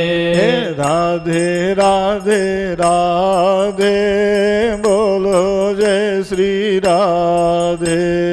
राधे राधे राधे बोलो जय श्री राधे। बोलो भाग्य बिहारी लाल की। तो महाराज सुखदेव भगवान ने राजा परीक्षित को कथा का विस्तार करते हुए बताया कि रैवत मनवंतर में है ना, दुर्वासा ऋषि जी महाशिवरात्रि के महापर्व में भगवान महादेव शिव जी की पूजा अभिषेक किए। उनके चरणों में चढ़े हुए फूल माला को पहन के आ रहे थे। बीच रास्ता में देवराज इंद्र जी ऐरावत हाथी में चढ़ के जा रहे थे। तो संतों का स्वभाव होता है कि माला को आशीर्वाद में दे दो। बोले अच्छा देवराज इंद्र जी आ रहे हैं। दिव्य अपने शिव निर्माल्य माला को दुर्वासा जी के गले में डाल दिया। अब देवराज इंद्र जी उस माला को ऐरावत हाथी के गले में डाल दिया। देख रहा, इस दृश्य को दुर्वासा जी ने देख लिया। अच्छा इतना बड़ा दिव्य में माला दिया प्रसाद, ओहो इसको इसने हाथी को पहना दिया। बोले अब हाथी के आ जाने माला का महत्व क्या है। सोंड से उठाया, पैर में रौंद दिया। दुर्वासा जी इस दृश्य को देख लिए। अच्छा बहुत बड़ा अपमान किया इसने। बोले देवताओं के राजा हूँ, इंद्र हूँ, इसको अभिमान हो गया लगता है। बोले तुरंत उसने श्राप दे दिया। कहा जाओ स्वर्ग का राज्य छिन जाएगा। बोले श्राप देना माने संकल्प पढ़ देना, जाओ देवताओं का राज्य छिन जाएगा। दानव लोग इस बात को सुन लिए हैं। दानव सतर्क रहते थे कि कब स्वर्ग का राज्य हमको मिले। जाने ना तो स्वर्ग में चढ़ाई कर दिया और देवताओं की शक्ति छीन हो गई। स्वर्ग में दानवों का राज्य चलने लग गया। पुरीम मुशानि रत्नानि हरामरांगना। स्वर्ग में बहुत दुर्लभ चीज है सज्जनों। दानव लोगों ने आधिपत्य जमा लिया। अब क्या करें, तो सब देवता भगवान के पास आए। नारायण भगवान से कहा, प्रभु संकट आ गया है, अब आप देव समाज के मुखिया हो, समाधान करेंगे, कृपा करो। बोल भगवान ने कहा, देवताओं से भी भूल हो जाती है, चलो ऐसा करो, दानव लोगों से भी नहीं जीत पाओगे, शत्रु ज्यादा प्रबल हो तो युद्ध मत करो। बोल नीति बताने लग गए।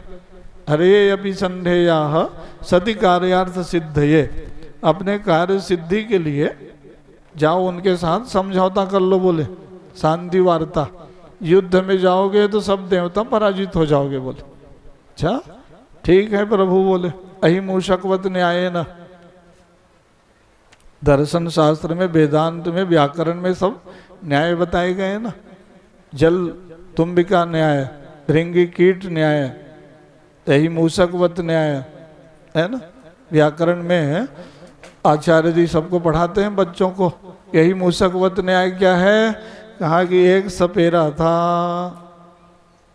एक सर्प रखते हैं ना जो लोग, जीवित चूहा को पेटी में डाल दिया। सर्प और चूहा में समझौता हो गया, देखे ना। कहा दोनों संकट में हैं भाई, चूहा तुम काट दो, दोनों भाग जाएंगे। बोले चूहा उसको बड़ा घेरा बना दिया है। तो सर्प बड़ा चतुर था ना। सर्प ने कहा कि भाई पहले मैं निकल के देख लेता हूँ, तुम कहीं भाग जाओगे, मैं फंस गया था। बोले अपना निकला तो बाहर आ गया, तो भाग जाना था ना।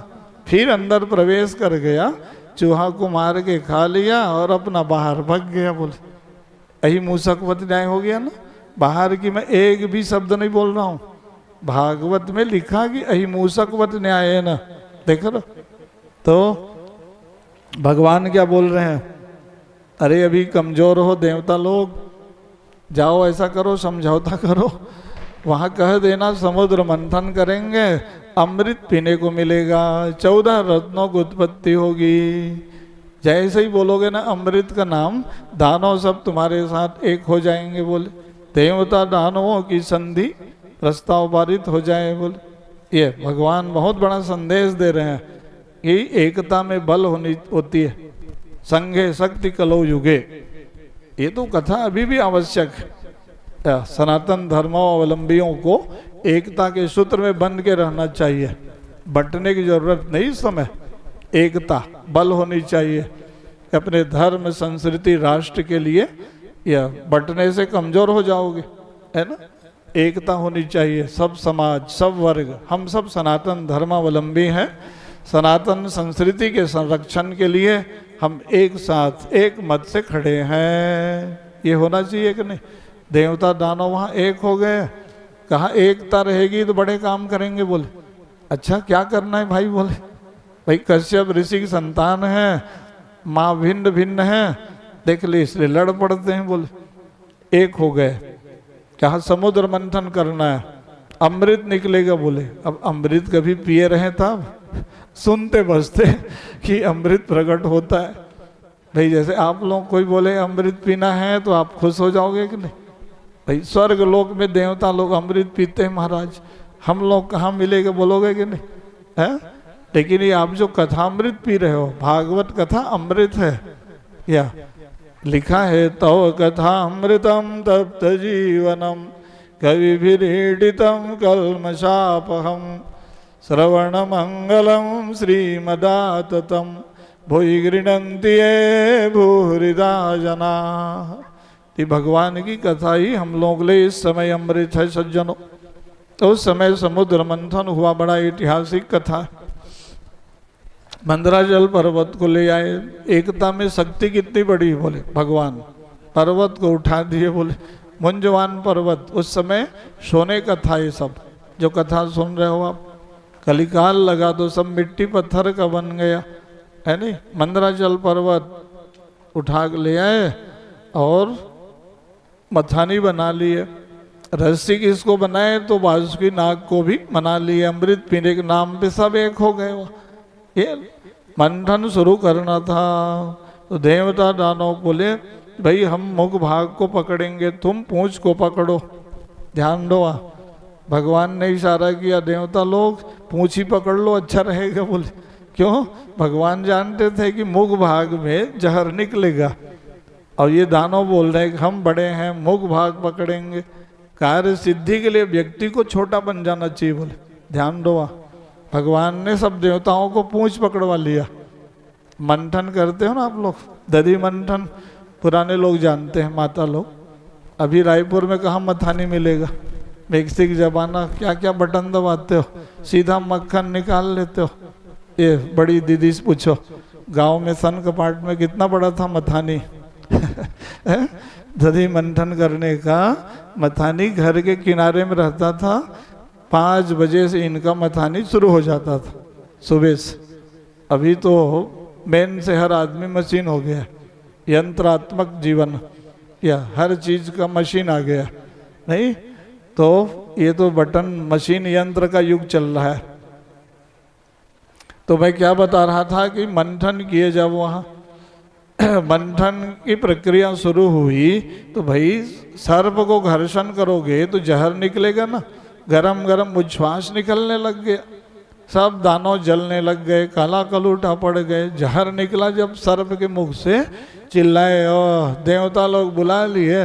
बड़ा बोलते हैं अमृत पीना है, यहाँ जहर निकल रहा है, सब भस्म हो जाएंगे। बोले भगवान बोले यही तो दानव लोग समझते नहीं हो। बोले देवताओं की माया बोलते हो। अरे भाई अग्नि जलाओगे तो धुआं पहले निकलता है, सिद्धांत है ये तो। बोले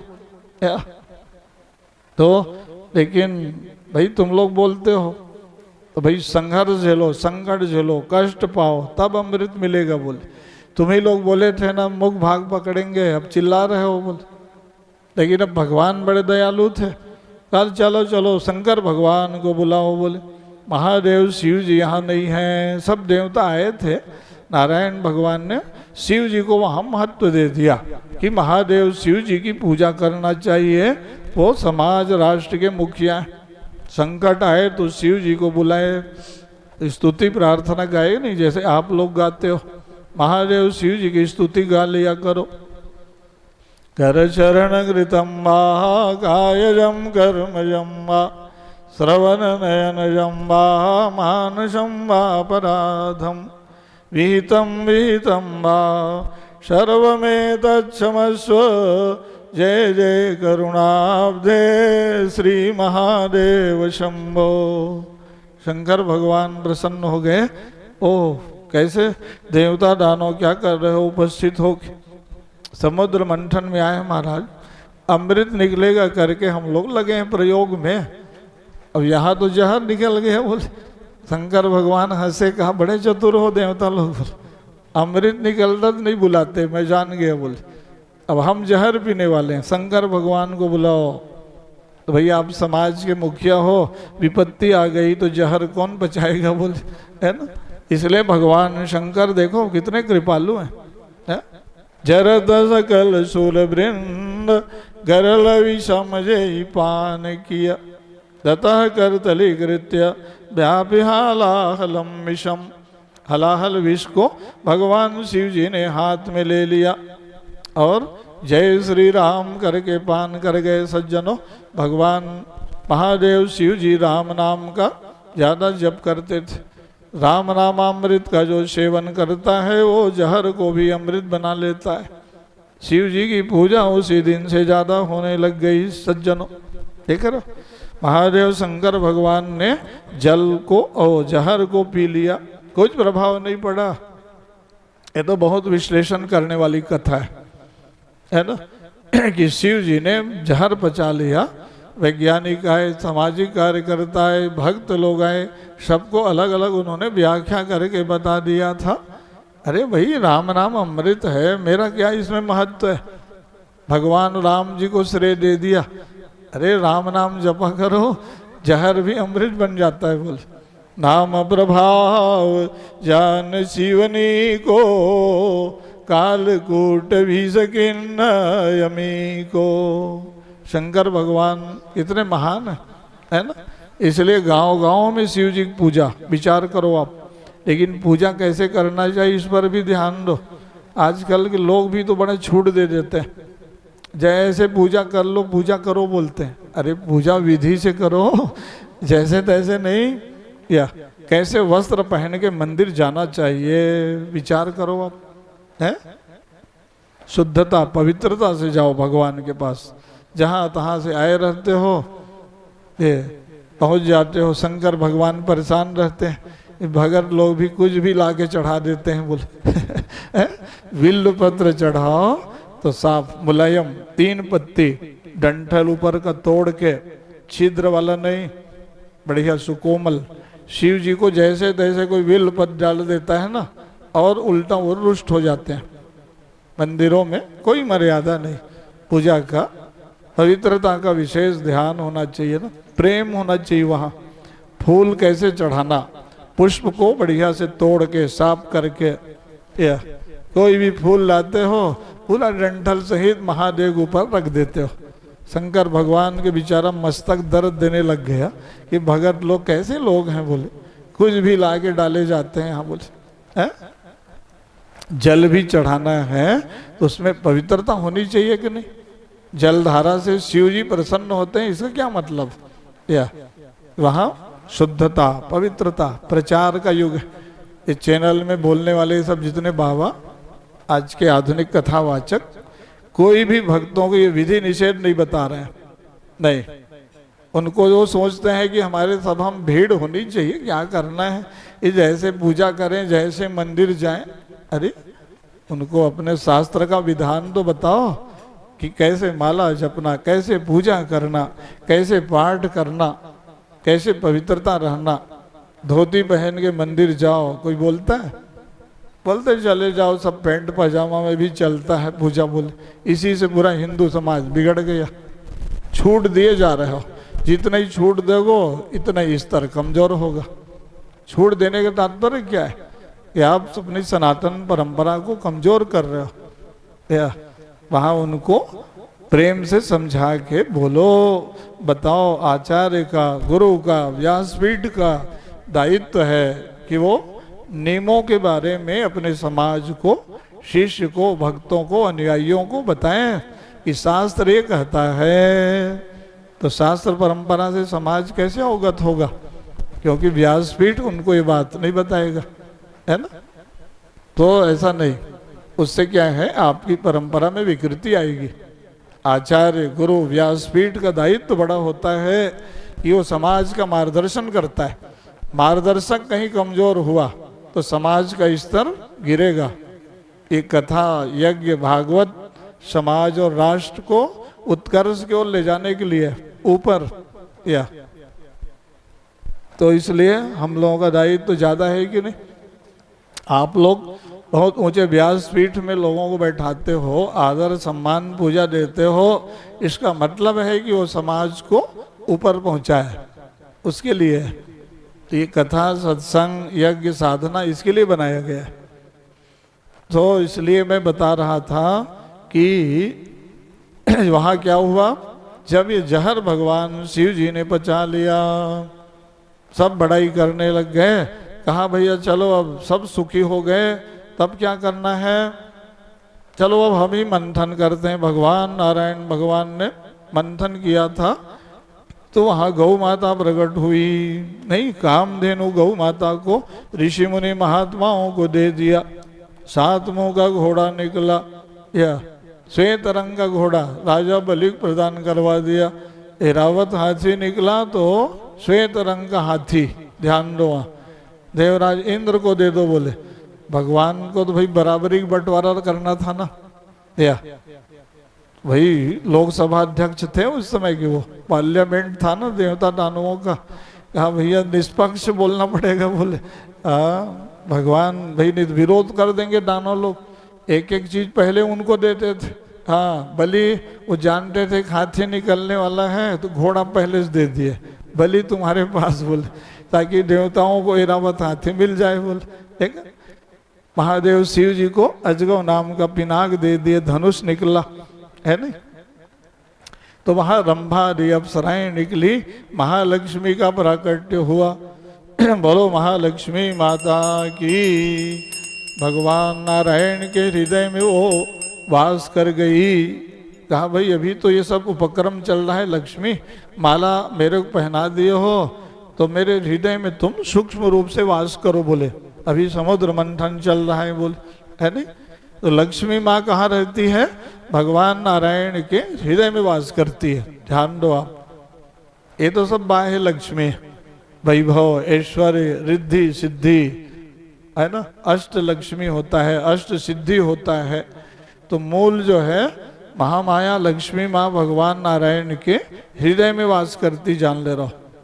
जो नारायण भगवान की उपासना करते हुए लक्ष्मी माँ को प्रसन्न करते हैं, उनके पास ज्यादा स्थिर लक्ष्मी रहती है और उस लक्ष्मी के साथ फिर सुख शांति आनंद की उपलब्धि रहती है। दो तरह की बात है नहीं, खाली भोग वाला लक्ष्मी आप एकत्रित करोगे ना, भौतिक संसाधन, तो वहां सुख शांति और आनंद नहीं रहेगा।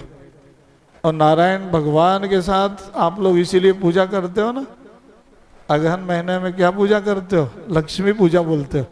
और वहां रहते हैं नारायण जी, उनको थोड़ा किनारे कर देते हो। अभी लक्ष्मी पूजा चल रहा है महाराज। अरे लक्ष्मी पूजा तो करो, लेकिन जगत पिता के साथ करो। जगत जननी कब प्रसन्न रहती है? जब जगत पिता का सानिध्य रहता है, या ध्यान देना चाहिए वहाँ। तो इसलिए जगत जननी महामाया ज्यादा प्रसन्न होती है, जगत पिता का हम ज्यादा सानिध्य प्राप्त करें। तो महालक्ष्मी निकली, वहां सब रत्नों का वो बहुत बड़ा प्राकट्य हुआ है नहीं। श्लोक बन गया, लक्ष्मी कौस्तुभ पारिजातक सुरा धन्वंतरे चंद्रमा, है नहीं। तो सब प्रकट होते गए। तो धन्वंतरी भगवान का अवतार हुआ। अमृत कलश लेके जब वो प्रकट हुए तो दानव लोग झपटे, देवता आपस में लड़ पड़े। तो भगवान ने फिर रक्षा में लगाया, जाओ देखो भाई, है ना। तो भाग दौड़ में वही अमृत कलश जो है 4 जगह गिर गया। ये समुद्र मंथन के माध्यम से अमृत का प्राकट्य हुआ। कहाँ कहाँ गिर गया तो आप कथा में सुनते हो ना, प्रयागराज, हरिद्वार, नासिक और उज्जैन। ये अब उसकी रक्षा में लगे थे सब देवता लोग, ग्रह, सूर्य, बृहस्पति, है ना। तो ये सब दौड़ भाग में 4 जगह अमृत का बूंद गिर गया। उसी से महाकुंभ पर्व आने लग गया सज्जनों, है ना। तो कुंभ महापर्व में आप स्नान करने जाते हो। अभी प्रयागराज महाकुंभ पर्व में बताओ इतने करोड़ लोग स्नान करने क्यों गए? अमृत स्नान बोला गया ना उसको, है ना। महाअमृत स्नान है इस बार भैया, विशेष महाकुंभ है। जैसे ही प्रचार हुआ पूरे विश्व के लोग जाके गंगा माँ में डुबकी लगाने लग गए। कि भागवत कथा का महत्व है कि नहीं। यहाँ बता दिया गया कि जो महाकुंभ पर्व में डुबकी लगाएंगे उनको भक्ति और मुक्ति मिलती है, सीधा से मोक्ष के अधिकारी बन जाते हो। प्राणों को हथेली में रख के हम लोगों को तो आशीर्वाद मिला था। गुरुदेव भगवान के शिविर में हमको सौभाग्य मिला कि प्रयाग कुंभ में यहीं तुलसी के देवांगन जी लोग थे।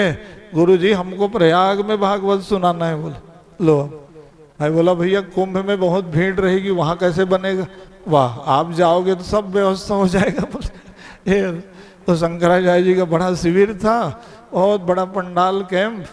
गए यहाँ से 100 लोग, जाके वो बैठ जाते थे गंगा तट में, भागवत सुना के जीवन धन्य करने का सौभाग्य मुझे प्राप्त हो गया। मैं हरिद्वार कुंभ में भी भागवत सुनाया हूँ। उज्जैन महाकुंभ में भी मेरे भागवत 2004 में भगवान शंकराचार्य जी के शिविर में क्षिप्रा नदी के तट में होता था। वहाँ 1 महीना वाला भागवत हुआ था, 9 दिन का नहीं।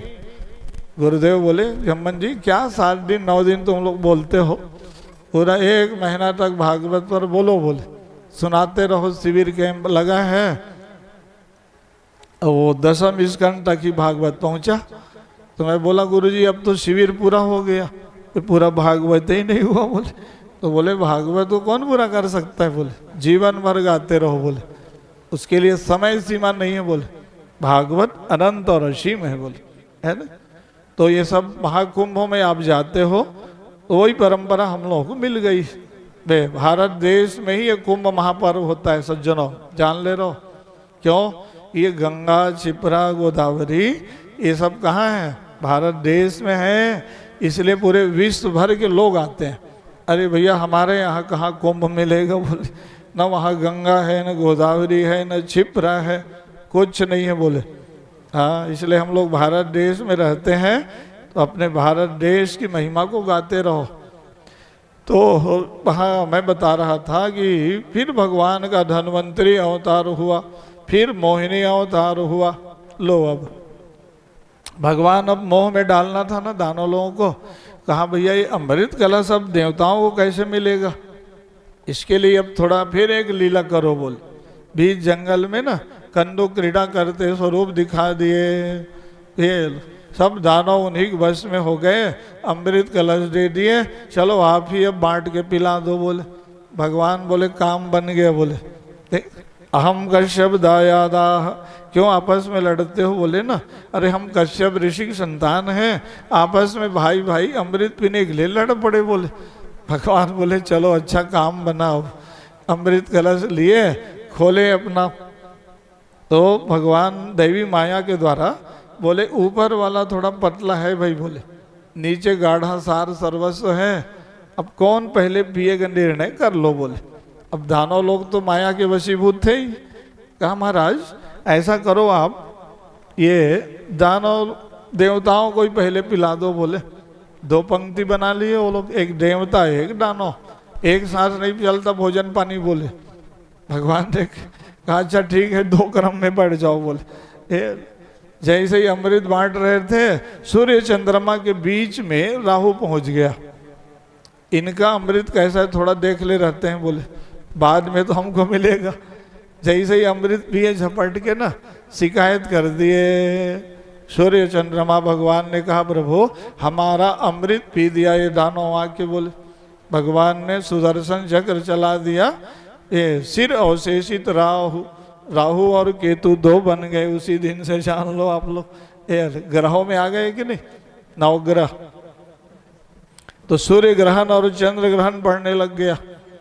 जब जब ग्रहण पड़ता है तो ये राहु केतु माने अंधकार अज्ञान रूपी दानव सूर्य चंद्रमा रूपी प्रकाश को ये लोग ग्रसना चाहते हैं। भाई कैसे संभव है ना? लेकिन कम समय के लिए आपको लगता है कि वो हो पूरा अंधकार छा गया, बोलते हो नहीं। तो वही ग्रहण काल, तो ग्रहण काल में इसलिए मंत्र जप लो बोल दिए, चंद्र ग्रहण सूर्य ग्रहण है नहीं। कुरुक्षेत्र में सूर्य ग्रहण में भीड़ हो जाती है, चंद्र ग्रहण में गंगा हरिद्वार वाराणसी प्रयाग में बहुत भीड़। ग्रहण काल में सब ना सिद्ध ज्ञानी योगी लोग मंत्र की साधना करते हैं। जब जब ग्रहण पड़े आप स्नान करके बैठ जाओ, 1 घंटा 2 घंटा आधा घंटा बढ़िया अपना माला जप लो, आपको वो सिद्ध हो जाएगा। ग्रहण काल को पर्व माना गया। क्यों? देवताओं की शक्ति बढ़ाने के लिए मंत्र की साधना करो। क्यों? उस समय दानव लोग वहाँ परेशान करते हैं नहीं सूर्य चंद्रमा भगवान को। इसलिए सब वैज्ञानिक बातें हैं कि ग्रहण काल में मंदिर सब बंद हो जाते हैं। सूतक लग गया क्यों बोलते हो है भाई? उस समय जो है संक्रमण काल, हाँ बहुत सब विज्ञान, भोजन करना निषेध कर दिया गया। सूतक में वो जो अन्न है वो विषाक्त हो जाता है। इसलिए देखते हो बोलते हो ना दूध दही में पकवान में मिठाई में क्या डाल दो? कुसा डाल दो। कुस में कितनी बड़ी क्षमता है, साइंस देखो आप। एक कुसा डाल दिए आप वहाँ, उसका विषाक्त चीज जहर नहीं बन पाएगा, संक्रमण नहीं पहुंचा। ये तो वैज्ञानिक लोग भी मान रहे हैं इस बात को। धर्म अध्यात्म की बातों को अनुसंधान करके वो लोग जानते हैं। या कुशा जो है भगवान के शरीर से प्रकट हुआ था ना। वाराह भगवान जब प्रकट हुए समुद्र में गोता लगाए बाहर निकले, शरीर को अपना जब हिलाया तो वहां से कूस की उत्पत्ति हो गई, उसको श्राद्ध तर्पण और यज्ञ में जोड़ दिया गया। अरे ये तो बहुत पवित्र चीज है भैया, ऊंचा चीज है बोल, है ना। इसलिए कुशा को पवित्री बना के यज्ञ में पहनते हैं, बताओ, है ना। तो वहां जब ये अमृत बांट दिए तो फिर भगवान ने दंड दिया, देवताओं को अमृत पिला दिया, दानव सब नाराज हो गए। यहीं पर देवता दानव का युद्ध छिड़ गया। भगवान ने कहा देवता प्रबल हो गए, तुम लोग अमृत पी ले हो, डरना क्या है बोले, अब दानव लोग तुमसे पराजित हो जाएंगे बोले, समुद्र मंथन के द्वारा मैं अमृत पिला दिया बोले। ये तो इस कथा का सारांश क्या है, वर्तमान समय में अमृत क्या है, चिंतन करो आप लोग, है ना।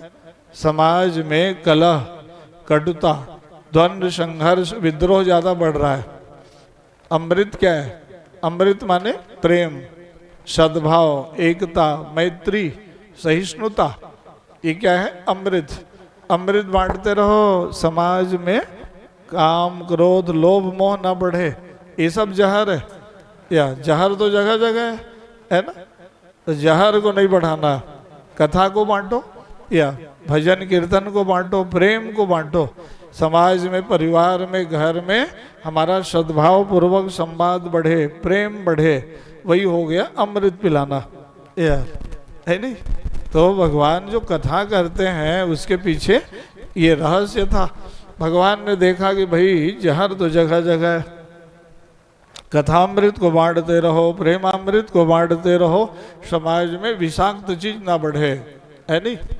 तो इसलिए समुद्र मंथन का मतलब है कि हमारे बीच में भी विचारों का मंथन होना चाहिए। माताओं, हर कॉलोनी, हर नगर, जहाँ भी आप रहते हो, विप्र नगर में सब विप्र देवता ज्यादा रहते हो, बहुत अच्छा नामकरण कियो है, तो क्या करना चाहिए, शाम को एक सप्ताह में एक जगह बैठ जाओ। यहाँ शिव मंदिर बना है बहुत बढ़िया, आधा एक घंटा बैठ के साप्ताहिक संगोष्ठी करो। वहाँ से जो उन्नत विचार, अच्छा विचार निकले उसको समाज में बांटो, या बांटना है। अच्छे दिव्य विचारों को, पवित्र भावों को आप बांटते रहो, है नहीं। ये हो गया अमृत बांटना, है ना। तो भगवान ने अपना लीला कर दिया। वहाँ उस समय जब दानव एकत्रित हुए, शुक्राचार्य गुरु जी के पास गए, कहा प्रभु अब क्या करना है नहीं। अब दानव सब पराजित हो गए, आप ज्ञानी गुरु हो। उसने कहा भाई इसके लिए यज्ञ कराओ। यज्ञ होने लग गया। उस यज्ञ के माध्यम से, है ना, क्या होगा, अब जो है पुत्र की प्राप्ति होगी, है? बड़ा यज्ञ कराए। कौन सा यज्ञ हुआ, उस समय नर्मदा जी के तट में शुक्राचार्य जी महाराज ने 12 वर्ष का यज्ञ कराया था। विश्वजित नामक यज्ञ हुआ। उस यज्ञ के द्वारा सारे शक्ति दानवों के पास आ गया। सब दानव प्रसन्न हो गए। इधर देवता लोग परेशान। तो अदिति माँ ने उस समय फिर पयोव्रत किया था। पयोव्रत के प्रभाव से सब देवता फिर से प्रबल होने लग गए। ध्यान दीजिए आप, यज्ञ के द्वारा देवताओं की शक्ति बढ़ती है। पयोव्रत हुआ, पूर्णाहुति का समय आया ना, तो भगवान नारायण प्रकट हो गए। यज्ञ से यज्ञ पुरुषा चुत तीर्थपाद तीर्थ श्रवण मंगल नाम धेयम। यज्ञ के द्वारा भगवान प्रकट होते हैं, जान ले रहो। युगों युगों में, है ना, यज्ञ करते थे ऋषि मुनि लोग, भगवान प्रसन्न हो जाते थे। शंख चक्र गदा पद्म लिए भगवान आए और अदिति माँ ने वरदान मांग लिया कि मेरे घर आप पुत्र बनना। तो माँ भाद्रपद महीना शुक्ल पक्ष द्वादशी तिथि में मैं आपके घर पुत्र बन के आऊँगा बोले। वामन भगवान की कथा शुरू हो गई। तम बटुम वामनम दृष्ट्वा, भाई उस समय मेरा यज्ञोपवीत संस्कार करा देना, ताकि बलि राजा के यहाँ जाके राज्य को मैं देवताओं को वापस दिला दूंगा बोले। भगवान सब बता दिए माँ को अपने। समय व्यतीत हुआ, अदिति माँ गर्भ धारण की, अवसर आ गया बढ़िया। वामन द्वादशी का अभिजीत मुहूर्त था, मध्याह्न कालीन समय। अदिति माँ के गर्भ से भगवान वामन के रूप में प्राकट्य हुआ। बोलो भक्तवत्सल भगवान की। वामन भगवान जब प्रकट हुए तो वहाँ यज्ञोपवीत संस्कार होने लग गया। क्यों? यज्ञोपवीत होने पर दान देने का, दान लेने का याद रख लो, यज्ञ करने का, यज्ञ कराने का, वेद पढ़ने का, वेद पढ़ाने का, 6 काम में आपको अधिकार प्राप्त हो जाएगा। बिना यज्ञोपवीत के न आप यज्ञ कर सकते हैं, न वेद पढ़ सकते, न दान दे सकते, न दान ले सकते। लो अब लोग पूछते हैं जनेऊ क्या जरूरत है? अरे यज्ञोपवीत के बिना न आपको पूजा में अधिकार, न यज्ञ में अधिकार, न वेद पढ़ने में अधिकार नहीं। तो भगवान वामन जी के जनेऊ कैसे हुआ था? पूरा देवता प्रकट हो गए, ब्रह्मा जी आए, कमंडलो धारण कराया। आज जैसे यज्ञोपवीत में बच्चों किए हो नहीं, बटुक बामन वही तो रूप बनाए, उसी सीखे हो। या मुंज मेखला पहना है, ये मृग चर्म पहना है, तो वैसे ही लंगोटी पहना दी है भगवान वामन जी को। अदिति माँ ने, कश्यप जी ने मुंज मेखला पहना दिया, ब्रह्मा जी ने कमंडल धारण करा दिया। और चंद्रमा देवता प्रकट हुए, पलाश दंड धारण करा दिया। और जब ये सब स्वरूप बन गया तो कुबेर जी प्रकट हुए, एक पात्र दे दिया भिक्षा मांगने के लिए। आई बटुक लोग अभी भिक्षा मांगे ना आज, भवति भिक्षाम देहि मातः। तो ऐसे ही भगवान वामन जी भिक्षा पात्र लेके खड़े हो गए हैं। तो भिक्षा देने के लिए पार्वती माँ जगदम्बा प्रकट हो गई, पात्र में भिक्षा डाल दी, और जो मिला उसको गुरु जी के पास देने के लिए पहुंच गए। वामन भगवान दंड कमंडल खड़ाऊ पादुका लिए, बढ़िया दिव्य स्वरूप गुरु जी के पास गए। कहा गुरुदेव इतना मिला आज भिक्षा में। बोले देख रहे गुरु जी ने याद दिलाया, इतने से काम नहीं चलेगा। बोले आप बोले थे ना स्वर्ग का राज्य वापस दिलाऊंगा, बोले हो इतना भिक्षा से कैसे बनेगा? बोले भगवान ने कहा अच्छा ठीक बताए गुरु जी, राजा बलि के यहाँ जाना पड़ेगा। बोले वो राज्य पूरा हथियार है स्वर्ग का। बोले अच्छा ठीक है अभी जाता हूँ।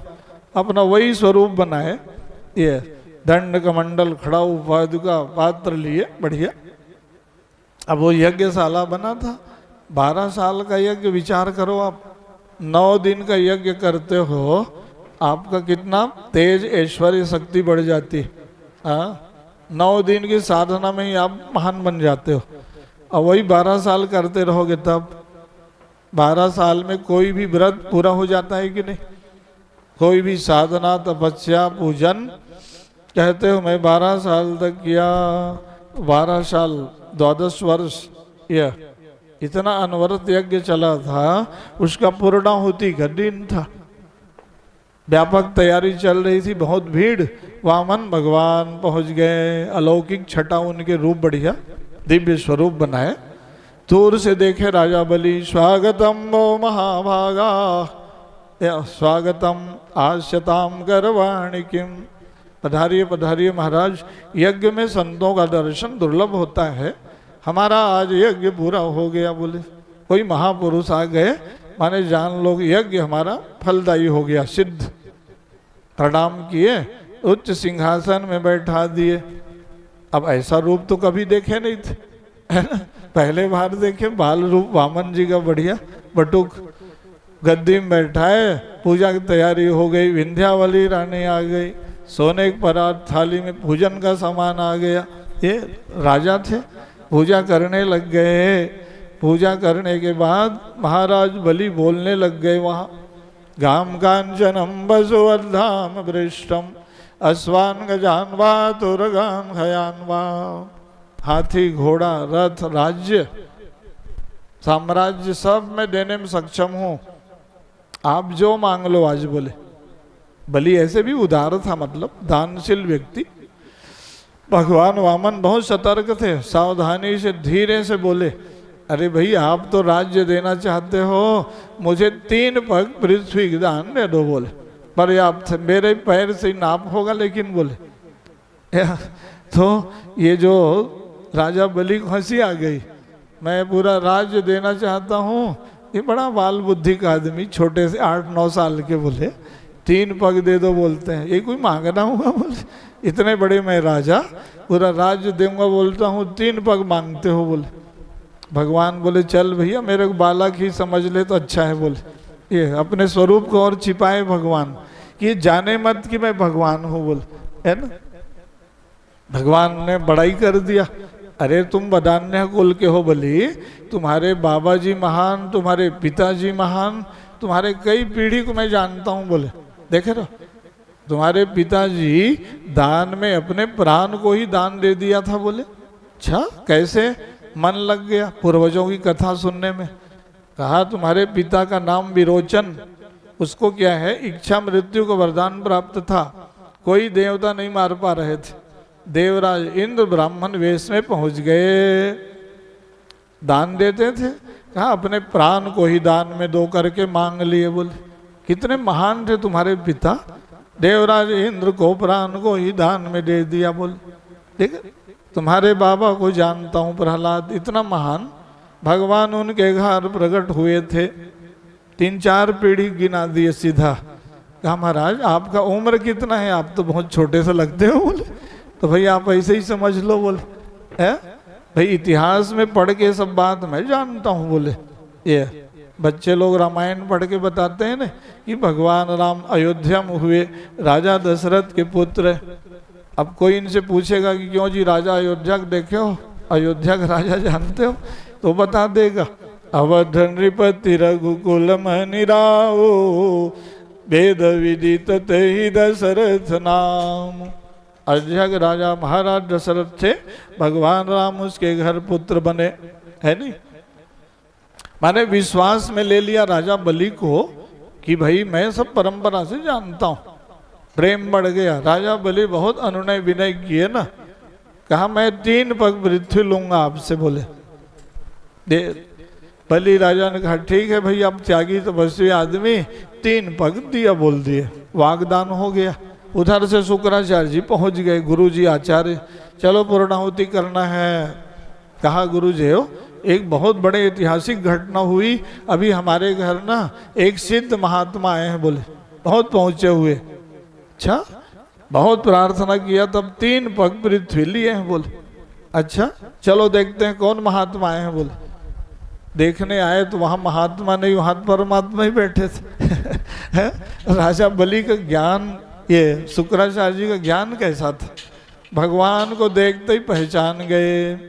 हे सुवैरोचने साक्षात भगवान विष्णुरव्ययः। अरे अव्यय पुरुष परमात्मा है बलि, तुम कितने भाग्यशाली हो, तुम्हारे घर आज साक्षात पर ब्रह्म पिता परमात्मा भगवान आए हैं बोले। तुम महात्मा बोलते हो बोले। और तो मैं क्या जानूं गुरु जी, गुरु के द्वारा ही तो शिष्य को भगवान का ज्ञान होता है बोले। आप महान ज्ञानी गुरु हो, मेरे को आप बता दिए ये भगवान है बोले, है ना।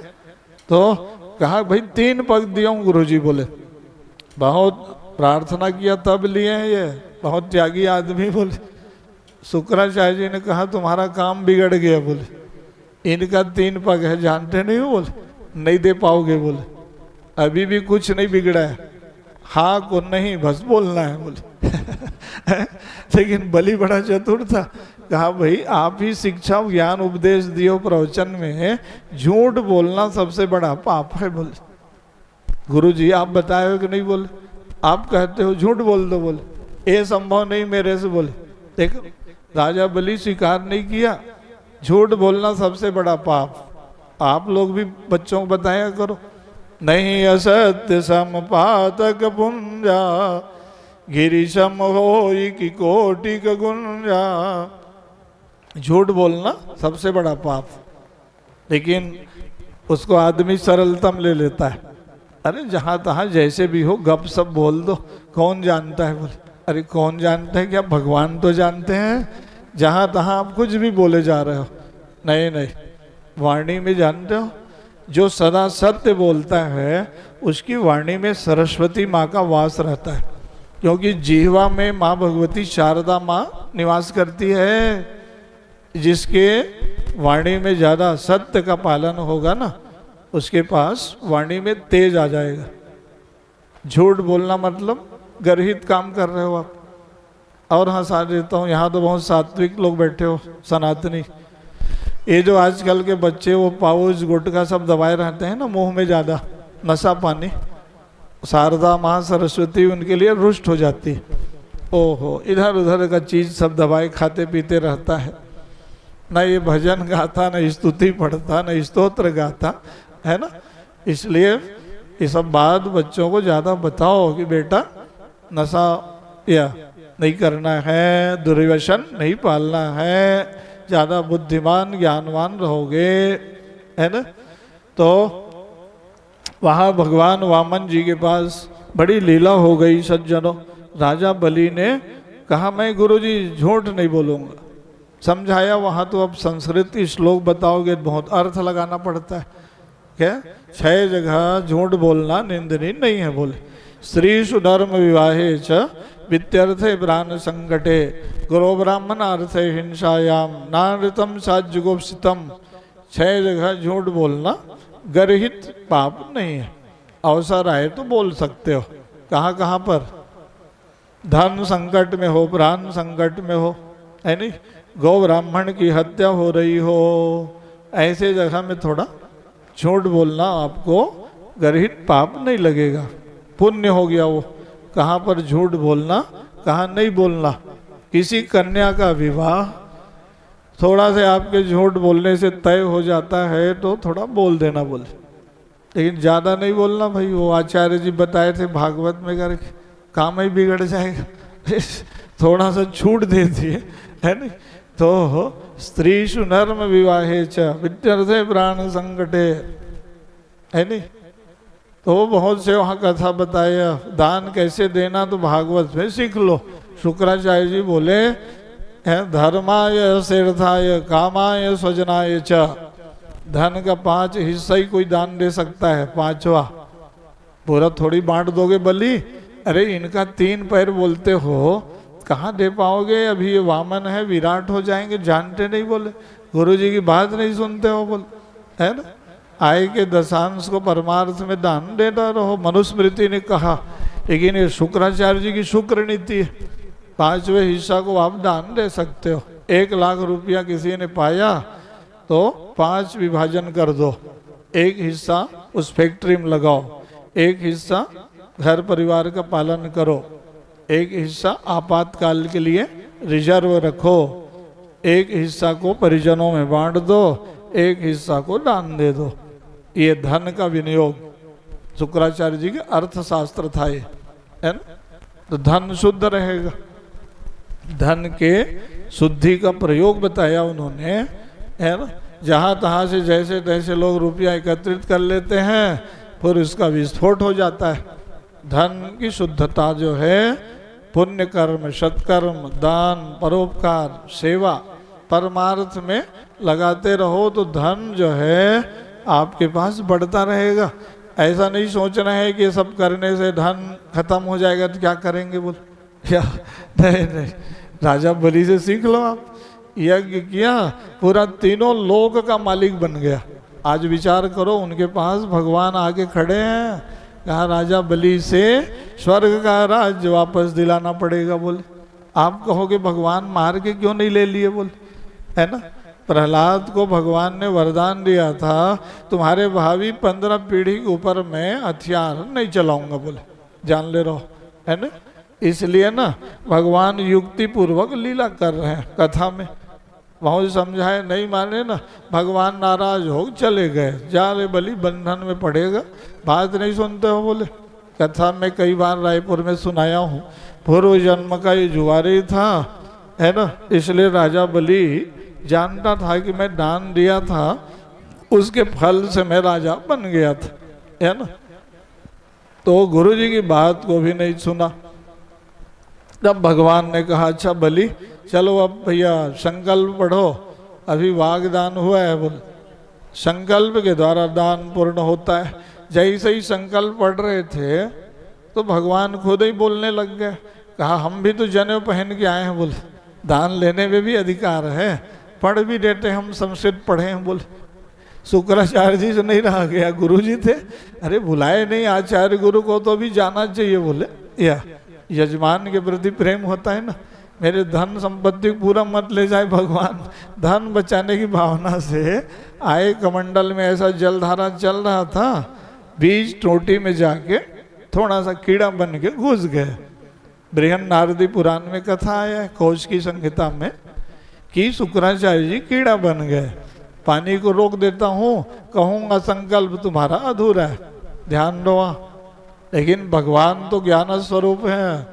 जैसे ही वो धारा कम पड़ा, घुसा था ही यज्ञशाला में, घुसा के अगर भाग को टोटी में घुसा दिए। जैसे ही घुसा है, शुक्राचार्य जी का नेत्र ज्योति चला गया, झल्ला के बाहर निकले। जा रहे सुख बलि, तेरे कारण आज मेरा एक आंख ज्योति चला गया। बोल भगवान हंसवाए, शुक्राचार्य जी कोई दान दे, पुण्य करे, सेवा करे तो रोकना नहीं चाहिए कि नहीं। बोल तुम रोके तो तुम्हारा नेत्र ज्योति चला गया। बोल आज से अब तुम अद्वैतवादी बन गए। बोले द्वैत की भावना थी ना, बोले भेद बुद्धि ज्यादा थी। ज्ञानवान होने पर भी आप जान लिए कि भाई भगवान हो, फिर भी रोकते हो। बोले अब भगवान है, शुक्राचार्य जी झल्ला गए। इधर भगवान बोले चलो अब दान पूरा करो। तो दान पूरा करने की बात आ गई तो बहुत सुंदर वहाँ कथा है ना, पाताल में तस्य ही पाद मूलम पठन निप्रासैर प्रभते रसातलम। भगवान जब विराट बन गए तो आप सब लोग जानते हो कथा में, है ना, 14 भुवन कोश ही भगवान का अंग प्रत्यंग बन गया। नापने लग गए तो बहुत अद्भुत बात हुई। वह चितिम्बदैके नवले विचक्रमे नभा शरीरे न दिशस्य बाहुवी पदम द्वितीयं ऋतुमस्त्रिविष्टपम न वै तृतीयाय तदीयमन्वपि। अद्भुत कथा हुई वहाँ। भगवान वामन से विराट हो गए, सारा भुवन कोश ही उनका शरीर है। सज्जनों 14 लोक के मालिक खड़े हो गए। भगवान राजा बलि घबराया नहीं, हाथ जोड़ के स्तुति गाने लग गया, आज मेरे प्रांगण में भगवान वामन विराट बन गए। बोले देखा, नापने लग गए, एक पैर उठाए, पाताल से पृथ्वी एक, बोले पृथ्वी से त्रिविष्टपम स्वर्ग 2, तीसरा पैर कहाँ रखूं बलि अब बताओ। बोले तुम बोले थे ना 3 पग दूंगा, और 2 ही पैर में नाप दिया। बोले राजा बलि हंसे, कहा प्रभु आप लेने आए थे तो वामन थे, अब बताओ नापने की बात आई बड़ा विराट हो गए। बोले मैं भाग्यशाली हूँ कि मेरे प्रांगण में आप खड़े हो, दे के रहूँगा जो बोला हूँ। भगवान बोले कहाँ से देगा, कुछ है ही नहीं है। बोले राजा ने कहा महाराज धन बड़ा होता है कि धनवान, ये बताओ। बोले भगवान बोले बड़ा चतुर है बलि, दान देना छोड़ दिया, बड़ा पहेली जनवाता है कि धन बड़ा धनवान। बोल धन का जो अर्जन करता है वो महान होता है। बोल तो भाई अभी शरीर तो है महाराज, अभी धन संपत्ति को नापे हो आप। बोल इसी बहाना ज्यादा देर तक भगवान मेरे यहाँ खड़े रहे। बोले दर्शन मिलता रहेगा, आनंद आएगा। बोले भगवान बोले वाह वाह बलि कितना भाग्यशाली है, इसके प्रांगण में आज मुझे विराट स्वरूप में आना पड़ गया। बोले देवताओं का कार्य सिद्ध करना है ना, बोले है ना, इसलिए भगवान क्या किए, बहुत देर तक राजा बलि को दर्शन दे दिए, और भगवान जो है लीला में ही राजा बलि के महत्व को बढ़ा दिया। ध्यान दो। हाँ तो कहा भाई ये 3 पग दूंगा बोला था, 2 ही पग में नाप दिया। बोले तो भगवान ने खंभे में बंधवा दिया बलि को। कथा जानते हो नहीं, उस समय फिर ब्रह्मा जी आए, कमंडल में जल लेके भगवान के वाम पाद अंगुष्ठ को यह प्रक्षालन करके कमंडल में डाल के ले गए, और हिमालय पर्वत से गिराए तो वही गंगा जल बन गया। विष्णु पदाब्ज गंगा, गंगा माँ कोई सामान्य जल नहीं है, यह भगवान नारायण की चरणामृत ही गंगा जल। ये ध्यान रखो, है। बढ़िया गंगा जल को ये कहाँ से गिरा दिए? सीता, अलकनंदा, चक्षु और भद्रा, 4 धारा बन गई गंगा जल का।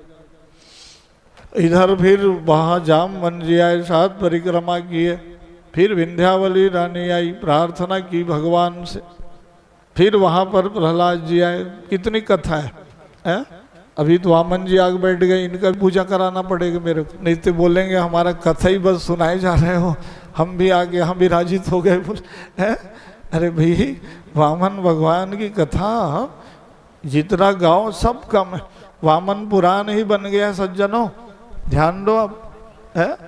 ये तो जो 4 अध्याय में भागवत में गाया गया, इतना जहाँ समय रहता है 2 घंटा प्रवचन हमारा इसी में चलता है। वामन जी कथा जो है ना, बहुत मधुर, बहुत ज्ञानवर्धक, प्रेरणादायी इतिहास है। एक एक अवतार में एक एक पुराण बना है। विचार करो, पुराण के तत्ववेत्ता हमारे बैठे हैं, आचार्य जी है भाई। मत्स्य पुराण, नृसिंह पुराण, वामन पुराण, ओहो, एक एक अवतार में एक एक पुराण बन गया। भारतीय दर्शन कितना ऊंचा है, ओहो। वाराह पुराण, नृसिंह पुराण, वामन पुराण, फिर जितना गाओ, जितना पढ़ो, जितना सुनो, सब अल्प है।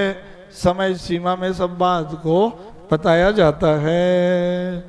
बोलो भागवत भगवान की जय। इसीलिए देखो हमारे प्रिय प्रसिद्ध कथावाचक अजय चतुर्वेदी जी पहुंच गए। भाई आज के कथा में कितने वक्ता यहाँ आ गए, व्यास सम्मेलन है कि नहीं है? कथावाचकों का सम्मेलन होना चाहिए। भागवत कथा में अनेकों विद्वान का, ज्ञानियों का।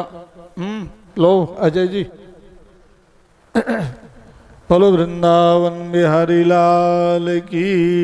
पंडित बुद्धि नहीं है, वो गमछा कहाँ है? तुम लोग दुपट्टा यहाँ रखो, बोला था ना देने के लिए है सब संतों को, इधर उधर।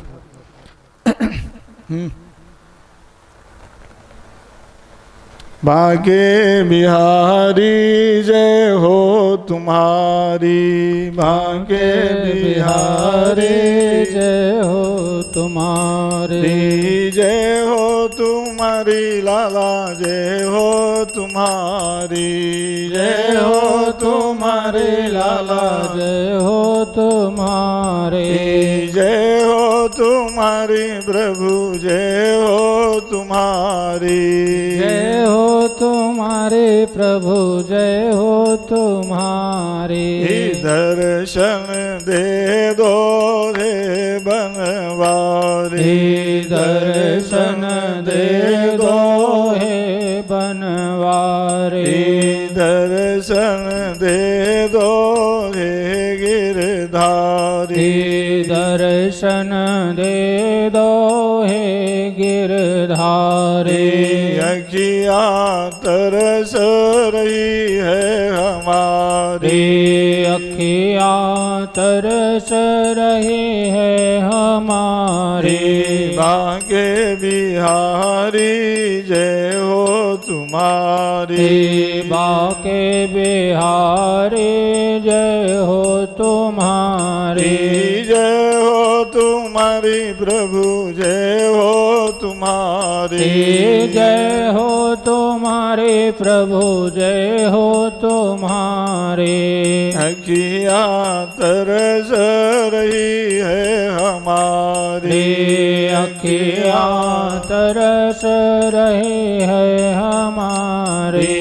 दर्शन दे दो रे बनवारी, दर्शन दे दो हे बनवारी, दर्शन दे दो रे गिरधारी, दर्शन दे दो हे गिरधारी।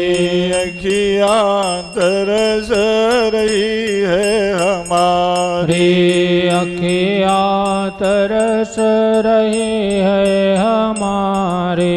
बोलो वामन अवतार भगवान की जय। तो भगवान वामन जी ने वहाँ लीला कर दिया है नहीं, लेकिन राजा बलि भी बड़ा भाग्यशाली कहा महाराज दान दे के रहेंगे। प्रहलाद जी है, उसने ज्ञान दे दिया कि बेटा अरे हमारे प्रांगण में भगवान आए हैं, जो मांगते हैं तुम देते क्यों नहीं? बोले।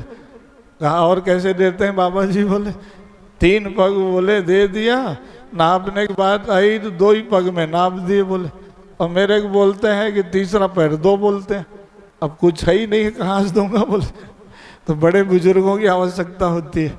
देख ना, अपने नाती को प्रहलाद जी बताने लग गए कि बेटा तुम दान दिए लेकिन अभिमान पूर्वक दिए। बोले दान देते समय दाता को विनम्र होना चाहिए, बोले झुके नहीं तुम, बोले अभिमान सहित दान दिए ना। बोले ये कोई दान देना है? बोले अरे दान पुण्य करो, सेवा करो, मंदिर जाओ, तीर्थ जाओ, कथा सुनो, तो विनम्रता झलकना चाहिए। बोले तुम तो अभिमान अहंकार को पाल लिए, सोच लिए कि मैं दे रहा हूँ, अहम आ गया तुमको। बोले भगवान को कोई धन के द्वारा प्रसन्न नहीं कर सकते। बोले या उनको तो प्रेम के द्वारा प्रसन्न कर सकते हो। तुम्हारे भीतर प्रेम नहीं झलका, तीनों लोक का मालिक मैं हूँ, ये मांगने के लिए आए, तुम समझ लिए। बोले तो क्या करना है बाबा जी, अब आप ही बताओ। बोले अरे इस बार भगवान बोलेंगे ना तीसरा पैर कहाँ रखो, मस्तक को झुका देना। बोले ये आपका चरण कमल यहाँ पर पड़ जाए प्रभु। क्यों? मस्तिष्क में क्या है? लोभ रहता है, वासना रहती है, विकार रहता है संसार भर के। तो हमारा मानसिक, कायिक, वाचिक, मानसिक तीनों प्रकार की शुद्धि हो जाएगा। बोले तन मन धन बोलते हो नहीं, मन वचन कर्म तीनों की शुद्धि के लिए भगवान के चरणों में मस्तक को झुकाते हैं सज्जनों। सारे जगत के लोग भगवान के चरणों में मस्तक झुकाते हैं। वो चरणारविंद यदि आपका मस्तक पर पड़ जाएगा, सदा सदा के लिए मैं शुद्ध बुद्ध प्रबुद्ध बन जाऊंगा। बोल जब ये कौन प्रहलाद जी चले गए प्रणाम करके, तब भगवान ने पूछा क्यों बलि? अरे यार कब तक देगा? तीसरा पैर दूंगा बोलता है, पैर भी दर्द दे दिया खड़े खड़े। बोले 2 ही पैर नापा हूँ। बोले कहता वो धीरे से बोला पदम तृतीयम कुरु शीर्ष में निशम, तीसरा पैर प्रभु ये मस्तक पे आप रख के पूरा कर लो। सिर को झुका दिया, अने विनम्र बन गया। भगवान समझ गए हाँ अब बलि का थोड़ा स्वरूप बदल गया। ये बाबा जी आए थे ना इनके, बोले ये प्रहलाद भक्त है, यही बता दिया इसको। बोले कि भगवान को विनम्रता से आप प्रसन्न कर सकते हो। बोले है ना, तो इसलिए भक्ति करो तो आप क्या बोलते हो? अनया पूजा प्रियंताम न मम।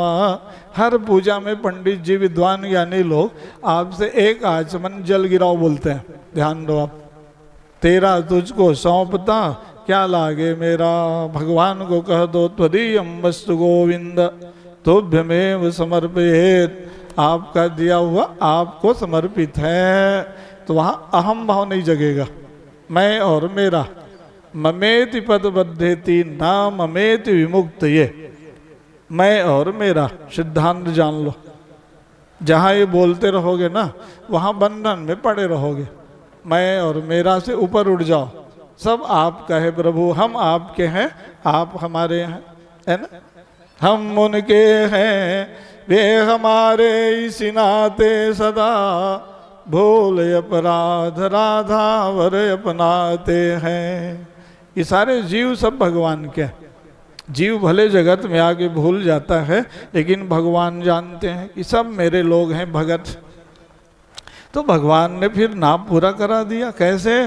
तो छोटा सा पैर बनाए, मस्तक में भगवान ने चरण कमल को रख दिया। सारे देवता और मनुष्य भगत सब फूल बरसाने लग गए। ओह जय जयकार होने लग गया। बोलो भक्तवत्सल भगवान की। वाह वाह राजा बलि, वहाँ कितना भाग्यशाली हुआ, तुम्हारे प्रांगण में भगवान आए, तुम्हारे मस्तक पर आज पहला बार इतिहास है कि भगवान का चरण कमल किसी भक्त के मस्तक पर पड़ जाए। बोले ऐसा कोई इतिहास नहीं है। हर भक्त जाता है उनके चरणों में दंडवत प्रणाम करते हैं। बोल है। अब राजा बलि की बात ही अलग। जाओ तुम रहना सुतल लोक में, और मैं तुम्हारे हर दरवाजे में पहरेदारी करूंगा। बोले भगवान वैकुंठ नहीं गए नारायण रूप में, कुछ अलौकिक बात 5 मिनट में ही अब कथा को मैं पूर्णता की ओर ले चलता हूँ, है ना?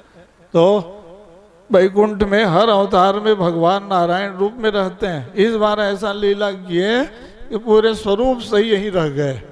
देखे ना, बलि राजा की महिमा बढ़ाना था भगवान को कि त्रैलोक्य को ये दान में दे दिया तो इसका भी तो नाम होना चाहिए। बोले अलौकिक लीला कर दिए, माँ लक्ष्मी को आना पड़ा। ये करो भाई, नारायण के बिना वैकुंठ सुना।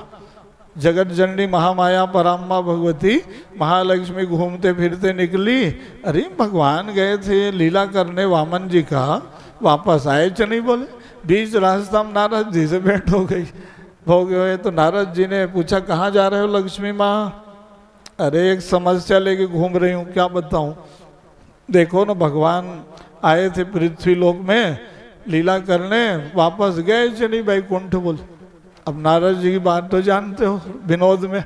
अरे कहा अभी अभी मिल के आया हूँ, राजा बलि के हर दरवाजे में बताओ पहरेदार बने खड़े हैं। बोले अच्छा तो कैसे मिलेंगे नारद जी? अब संत महात्मा बताओ। तो बोले आपको राजा बलि के घर जो है वाहन बनना पड़ेगा और थोड़ा फिर रोना भी पड़ेगा। बोले ध्यान दो।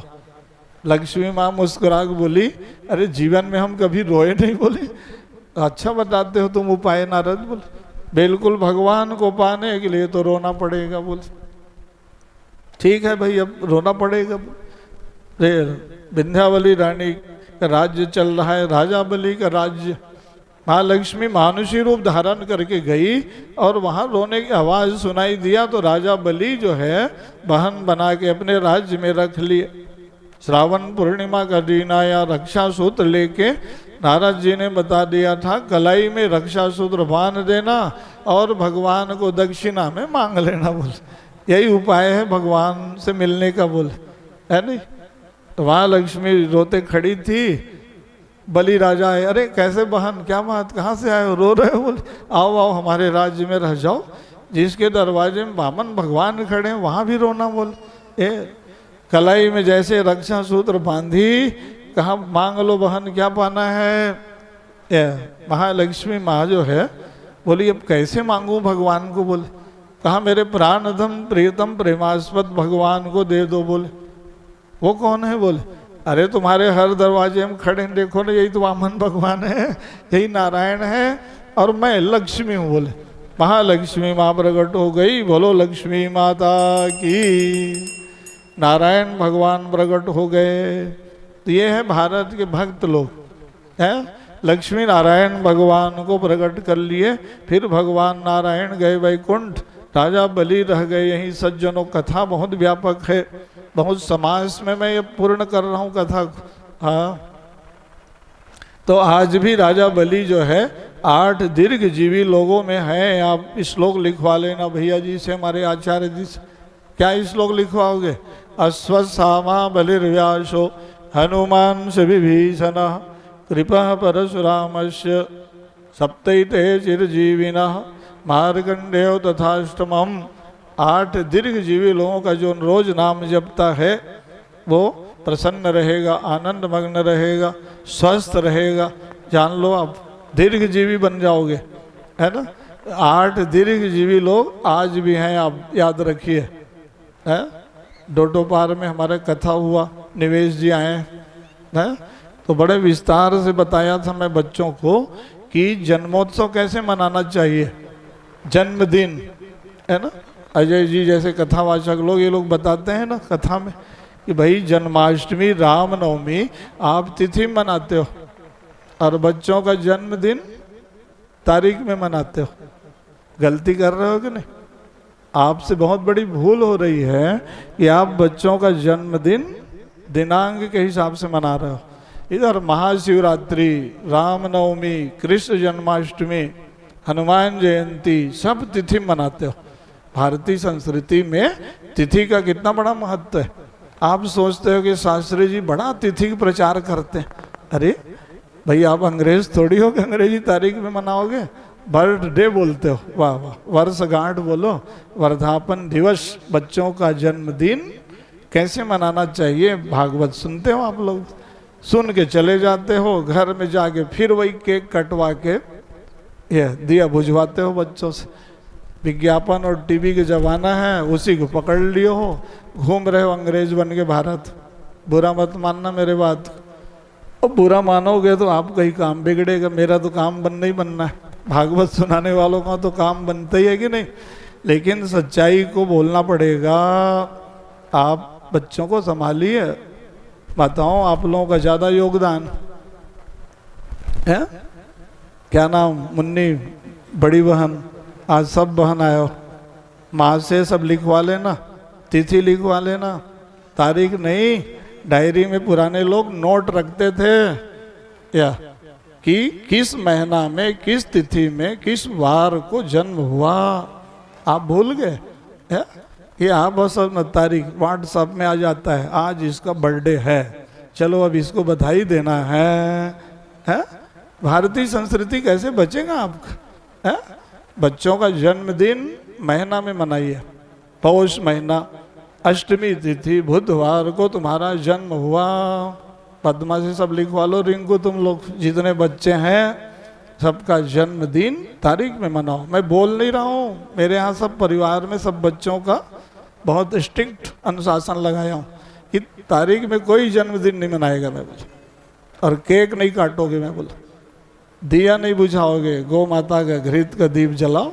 इतना गाय रखा है रिंकू गांव में, बताया 25 गाय है हमारे यहाँ। गुरुजी बोले अरे तो गो घृत का दीप जलाओ कि दिया बुझवाओगे इनसे? तो अज्ञानकृत अंधकार बढ़ रहा है कि नहीं बच्चों का? है? पुराने माता लोग पूछो बड़ी दीदी से, कोई दिया को मुंह से फूंक देता था, 2 थप्पड़ पड़ता था। तुमने दिया को बुझवा दिया बोल, और घर घर में दिया बुझवा रहे हो। तो बच्चों का ज्ञान अंधकार बढ़ रहा है कि नहीं? कौन सा ज्ञान प्रकाश बढ़ रहा है इनके जीवन में? तो इसलिए आप सबसे मेरा व्यासपीठ से निवेदन है, निर्देश भी है कि बच्चों का जन्मदिन नहीं, अपना भी जन्मदिन आप तिथि मनाइए, उत्सव पूर्वक मनाइए, विवाह का वर्षगांठ मनाइए, बढ़िया बड़ा उत्सव करिए। लेकिन वही है, तारीख सब जानते हो, कब किसका विवाह हुआ तो महीना किसी को याद ही नहीं, किसी की तिथि पता है? तो तिथि आप लोग लिखें, ये बच्चों के लिए, भविष्य के लिए बोल रहा हूँ मैं। या नहीं तो ये बेचारे 12 महीना का नाम नहीं जानते। अभी पूछ दूंगा तो बोलते हैं जनवरी फरवरी महाराज, तो चैत बैसाख जेठ आषाढ़ कौन गिनेगा? या इतना भूल गए आप, ऐसा लगता है कि आप कोई विदेश में रहते हो। हैं? अपने तिथि के बारे में जानो, महीना तिथि वार नक्षत्र ये सब की जानकारी होना चाहिए। आज प्राची ने पूछा, इसका नाम मुझे बार बार क्यों लेना पड़ रहा है, इन्होंने पूछा कि नक्षत्र क्या होता है। आचार्य जी बोले इतने नक्षत्र बने, इसका तात्पर्य क्या है? बोले बहुत अच्छा, हमने इनको बताया कि 27 नक्षत्र होता है। ये दक्ष प्रजापति के यहाँ 60 कन्याएं हुई थी, उनमें से 27 लोगों को दक्ष प्रजापति ने चंद्रमा को प्रदान किया, वो नक्षत्र बन गए। ये तो ये ज्ञान क्यों नहीं होना चाहिए? तो जन्मदिन की मैं बात बताया, 8 दीर्घजीवी लोग हैं। जन्म दिवस के दिन इनके अष्टदल कमल बना लो, 8 लोगों को आवाहन कर लो, पूजा करके बढ़िया बच्चों को आरती करो, तिलक लगाओ और उनको मेवा मिठाई फल फ्रूट जो बांटो आप, जो खिलाओ वो तो अच्छा ही है। प्रसाद बांटो, घर में सत्यनारायण व्रत कथा कराओ, अभिषेक पूजा कराओ, ये गौशाला भेजो, मंदिर जाओ, ये हमारा काम। आप क्या करते हो? होटल जाना है, बोले आज बर्थडे है, बड़ा पार्टी रहेगा, या न वहाँ मंदिर गए, न गौशाला गए, न भजन करवाए, न पूजन किए। ऐसा रहते हो हमारे, हम लोग अंग्रेज घूम रहे हैं भारत में। भारतीय संस्कृति कैसे बचेगा आपके द्वारा? सनातन परंपरा को विकृत करने की आवश्यकता नहीं है, ये तो लाखों साल पहले की संस्कृति है ना। तो हमसे वो जापान रूस इंग्लैंड वाले सीख रहे हैं, हम उधर भाग रहे हैं, तो नकल मत करो, है ना। तो ये सब बात कौन बताएगा आपको? वो मैं बाजा बलि की बात बोल रहा था कि 8 दीर्घ जीवियों में नाम आ गया सज्जनों, है नहीं। तो फिर जो है भगवान गए वैकुंठ लोग, इधर बढ़िया राजा बलि का राज्य चला, और भगवान वामन जी का फिर लीला में वामन पुराण बन गया। तो वामन जी बैठे भैया इनका आरती पूजा कर दो, ये भगवान वामन के रूप में आए हैं ना आपके पास ये। उसके बाद फिर महाआरती होगी। आज फिर वो बटुक लोगों का बारात भी निकलना है, बोलते हो इनका स्वागत अगवानी की तैयारी करो, ये उत्सव मनाना है। आज का भोजन थोड़ा विलम्ब मिलेगा भक्तों को, उसी क्या बात, बारात पहले जाओगे तब तो भोजन पाओगे, बाराती पहले बन जाओ। बारात माने शोभा यात्रा, बच्चों का उत्साह वर्धन करो, फिर जो है आनंद मग्न होगे, भोजन प्रसाद भी पाओ। फिर राजू भाई आज की सेवा में लगे हैं हमारे भागवत भगवान की है। बोलो भागवत भगवान की। भैया जी को माइक दो पहले, पंडित जी 5 मिनट उनका संबोधन कराओ। भाई कथावाचकों को भी अजय चतुर्वेदी जी को बुलवाओ। रोटो पार में तो हम लोग कई बार भागवत सुनाते ही रहते हैं। इनके क्षेत्र में बहुत बड़ा आयोजन होता है। धमतरी जिला जो है हमारा सबसे प्रिय जिला पूरा प्रदेश में। क्यों बचपना से हम लोगों को शिक्षा और दीक्षा या दोनों वहीं मिला। तो जैसे बटुक लोगों को आज शिक्षा दीक्षा मिला ना, वैसे ही हम भी 12 साल के थे तो धमतरी चल दिए। वहाँ शिक्षा दीक्षा और ज्ञान और कर्म भूमि धमतरी नगर और क्षेत्र बन गया। ऐसे तो पूरा प्रदेश में हम लोग घूमते रहते हैं। तो वहाँ ये लोग आयोजन भी करते हैं और कथा भी सुनते हैं। इनके पूरा परिवार में डॉक्टर सुरेश चतुर्वेदी जी, अशोक चतुर्वेदी भैया, ये सब प्रोफेसर थे लेकिन कथा के बहुत प्रेमी थे। तो इनके यहाँ शास्त्री भैया का कई बार आयोजन हुआ और हम लोग भी जाके कथा सुनाते हैं। तो आइए सब मिलके आचार्य श्री 5 मिनट संबोधन करेंगे, जब तक पूजा करो। फिर जो है आरती होगी, फिर बारात प्रस्थान होगा बटुक ब्रह्मचारियों का। बोलो भागवत भगवान की जय। बोल दीजिए आशीष। बोलो वृंदावन बिहारी लाल की जय। वेदव्यास भगवान की जय। वामन भगवान की जय। नमस्तस्मै भगवते व्यासायामित तेजसे वपुर्ज्ञानमयं सौम्या यन्मुखाम्बुरुवासव। नमोऽस्तु ते व्यासविशालबुद्धे पुल्लारविन्दायतपत्रनेत्र। येन त्वया भारततैलपूर्ण प्रज्वालितो ज्ञानमयप्रदीप। सदाशिवसमारम्भां श्रीशङ्कराचार्यमध्यमाम् अस्मदाचार्यपर्यन्तां वन्दे गुरुपरम्परां। वन्दे गुरुपरम्पराम्। यत्र यत्र रघुनाथकीर्तनं तत्र तत्र कृतमस्तकाञ्जलिं बाष्पवारि परिपूर्णलोचनं मारुतिं नमत राक्षसान्तकम्।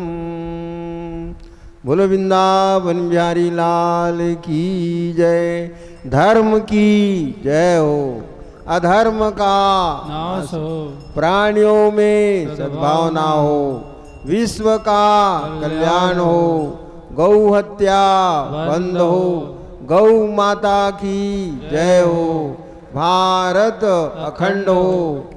धर्म सम्राट पूज्यपाद स्वामी श्री करपात्री जी महाराज की जय। आदि शंकराचार्य भगवान की जय। अपने अपने गुरु महाराज की जय। अपने अपने माता पिता की जय। नमः पार्वती पतये हर हर महादेव।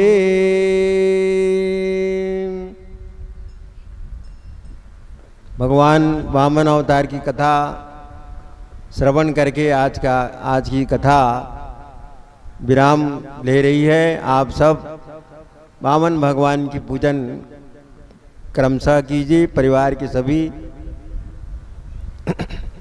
आज सौभाग्य से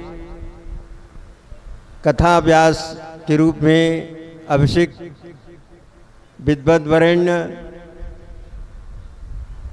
हमारे सुहृद परम आदरणीय पूरी पीठाधीश्वर जगत गुरु शंकराचार्य जी महाराज के कृपा पात्र शिष्य आदरणीय भाई श्री झम्मन प्रसाद जी शास्त्री व्यासपीठ पर विराजमान है और उनकी रसमयी कथा का पान आप सब कर रहे हैं। कथा के आयोजक भाई श्री शशांक पांडे जी, सौरभ पांडे जी, रिंकू और उनके समस्त परिजन, जिनके स्मृति में ब्रह्मलीन स्वर्गीय डॉक्टर श्री राम विशाल जी पांडे की स्मृति में यह श्रीमद् भागवत यज्ञ ज्ञान सप्ताह का आयोजन हो रहा है। आप सब अत्यंत पुण्य के भागी हैं। आज की कथा में बड़े बड़े विद्वत समुदाय भी यहाँ पर उपस्थित हुए। हमारे एक कथावाचक भी यहाँ पर चतुर्वेदी जी विराजमान हैं। तो बंधुओं, श्रद्धामयी मातृशक्ति, अनवरत आप अपराह्न 4:30 बजे से कथा का रसपान कर रहे हैं। इस अवसर पर कुछ कहने की आवश्यकता नहीं है, लेकिन जैसा कि कथा के विराम में शास्त्री जी के द्वारा व्यासपीठ से भगवान वामनावतार की कथा आपने श्रवण किया, उसके संबंध में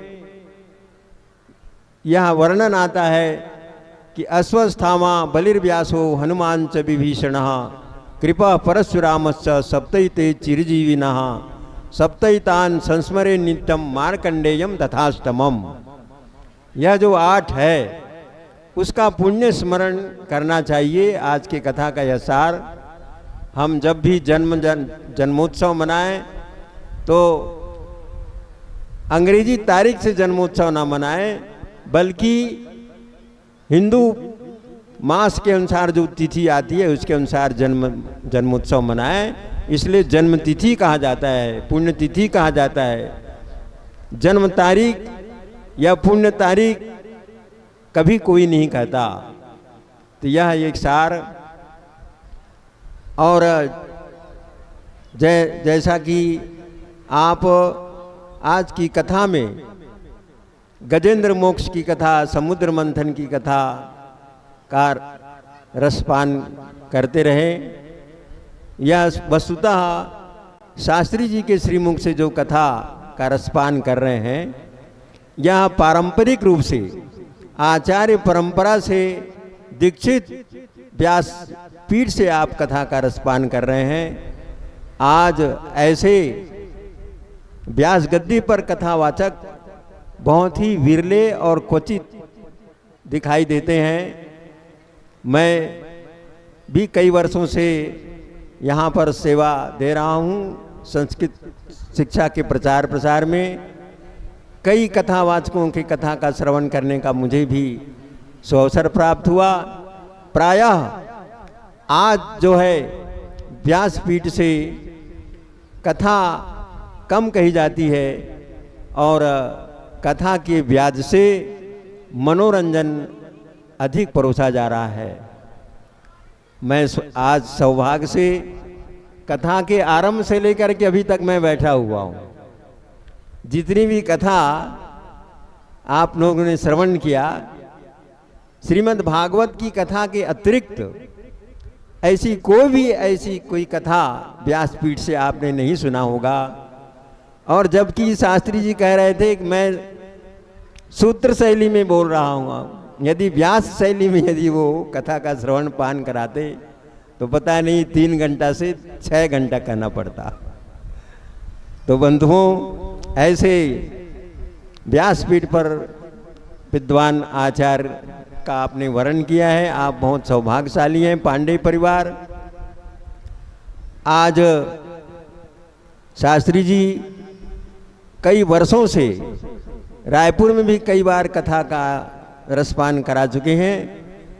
संपूर्ण छत्तीसगढ़ में ही नहीं बल्कि भारतवर्ष के अनेक प्रांतों में जगत गुरु श्री शंकराचार्य जी महाराज की सभा में कुंभ आदि पर्व में भी श्रीमद् भागवत कथा का रसपान करा चुके हैं। सुदीर्घ काल से वे भगवत कथा का रसपान करा रहे हैं और उनकी कथा में ज्ञान, भक्ति और वैराग्य के अतिरिक्त अन्य प्रसंग आप नहीं सुनेंगे, न सुनाते हैं वो। तो यह बहुत बड़ा सौभाग्य आप सबके लिए, जैसा कि भगवत पाद गोस्वामी तुलसीदास जी महाराज ने लिखा कि भगत हेतु विधि भवन बिहाई सुमिरत शारद आवती धाई है। भक्ति के रस की कथा जहाँ होती है वहाँ पर साक्षात सरस्वती माता उपस्थित हो जाती है। आप उनके श्रीमुख से सरस कथा का रसपान करते रहे हैं और करेंगे। आज संभवतः चतुर्थ दिवस है, 3 दिवस और रसमयी कथा का रसपान करेंगे। तो भगति हेतु विधि भवन बिहाई, माँ सरस्वती भक्ति के कारण से उनके कंठ में विराजमान हो जाती है। और आज जो भक्ति का रस, भक्ति की जो कथा कह रहे हैं उसमें विकृति ये आ रही है, वो प्राकृत कथा को कहना अधिक प्रारंभ कर दिए हैं। तो गोस्वामी जी लिखते हैं कि किन्ने प्राकृत गण गुण गाना सिर धुनी गिरा लगन पछिताना। कथा में यदि प्राकृत कथाओं को, इधर उधर की बातों को यदि कोई व्यासपीठ से कहता है तो सरस्वती माँ जो है वो सिर पकड़ करके रोने लगती है। तो ऐसी स्थिति अभी वर्तमान समय में कथावाचकों की हो रही है। प्रायः कथा में मनोरंजन को अधिक महत्व दिया जा रहा है। ज्ञान, भक्ति और वैराग्य को जो है वो गौण हो चुका है। तो आप सब बहुत ही सौभाग्य के पात्र हैं। यह जो परिवार पांडे परिवार, वह भी सौभाग्य के पात्र हैं जो ऐसे प्रामाणिक आचार के मुखारबिंद से श्रीमद् भागवती कथा का रसपान कर रहे हैं। इस अवसर पर मैं भी आह्लादित प्रमुदित होकर के कथा रसपान किया। मैं भी अपने आप को धन्यवाद मानते हुए कथा आयोजक को बहुत बहुत साधुवाद, धन्यवाद और कृतज्ञता ज्ञापन समस्त श्रोतृ बंधु को और अपनी वांग्मयी पुष्पांजलि आचार्य पीठ पर, व्यास पीठ पर इन्हीं शब्दों के साथ समर्पित करते हुए आप सबको पुनः पुनः धन्यवाद। बोलो वृंदावन बिहारी लाल की जय। गोविंद जय जय गोपाल जय जय गोविंद जय जय गोपाल जय जय राधा रमण हरि गोविंद जय जय राधा रमण हरि गोविंद जय जय गोविंद जय जय गोपाल जय जय गोविंद जय जय गोपाल जय जय राधा रमण हरि गोविंद जय जय राधा रमण हरि गोविंद जय जय। बोलो वृंदावन बिहारी लाल की जय।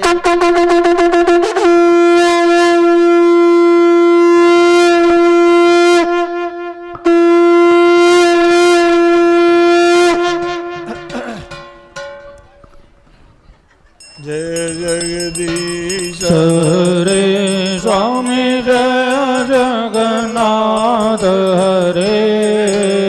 भक्त जनों के संकट, दास जनों के संकट क्षण में दूर करे प्रभु जय जगदीश हरे। फल पावे दुख विनसे मन का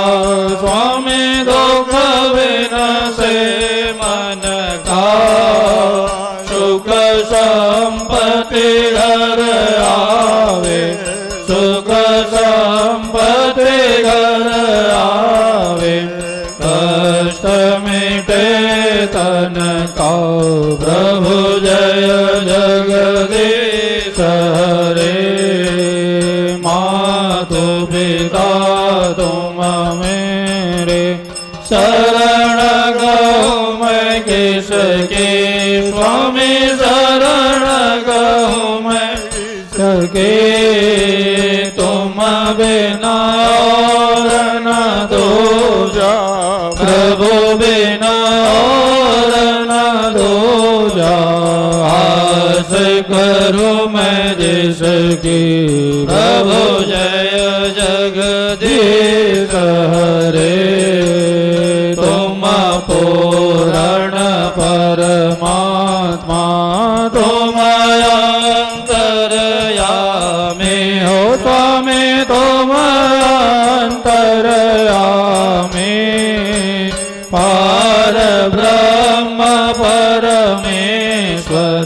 पार ब्रह्म परमेश्वर, तुम सबके स्वामी। प्रभु जय जगदीश हरे। तुम करुणा के सागर, तुम पालन करता स्वामी। तुम पालन करता। मैं मूर्ख खल कामी, मैं सेवक तुम स्वामी। कृपा करो वरता। प्रभु जय जगदीश हरे। तुम हो एक गोचर, सबके प्राणपति हो स्वामी। सबके प्राणपति, किस विधि मिलाऊं दया में। किस विधि मिलाऊं कृपा में। तुमको मैं कुमति। प्रभु जय जगदीश हरे। दीन बंधु दुख हरता, तुम रक्षक मेरे स्वामी। तुम ठाकुर मेरे, अपने हाथ उठाओ, करुणा हस्त बढ़ाओ। द्वार पड़ा तेरे, प्रभु जय जगदीश हरे। विषय विकार मिटाओ, पाप हरो देवा। हो स्वामी कष्ट हरो देवा। श्रद्धा भक्ति बढ़ाओ, श्रद्धा प्रेम बढ़ाओ।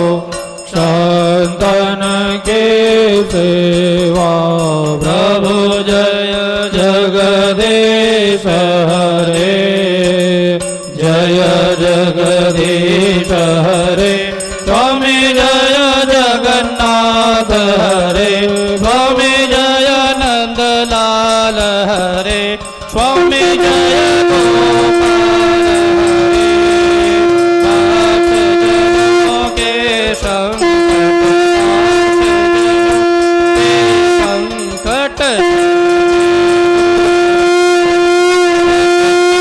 जगदीश हरे। स्वामी जय जगन्नाथ हरे। कर्पूर गौरम करुणावतारम, संसार सारम भुजगेन्द्रहारम। सदा वसन्तं हृदयारविन्दे, भवं भवानी सहितं नमामि। भवं भवानी सहितं नमामि। आरार्तिक्यम् आचमनीयं जलं समर्पयामि। परिक्रमायां जे तीर्थानि प्रचरन्ति श्रीकाहस्तानि खङ्गिणः।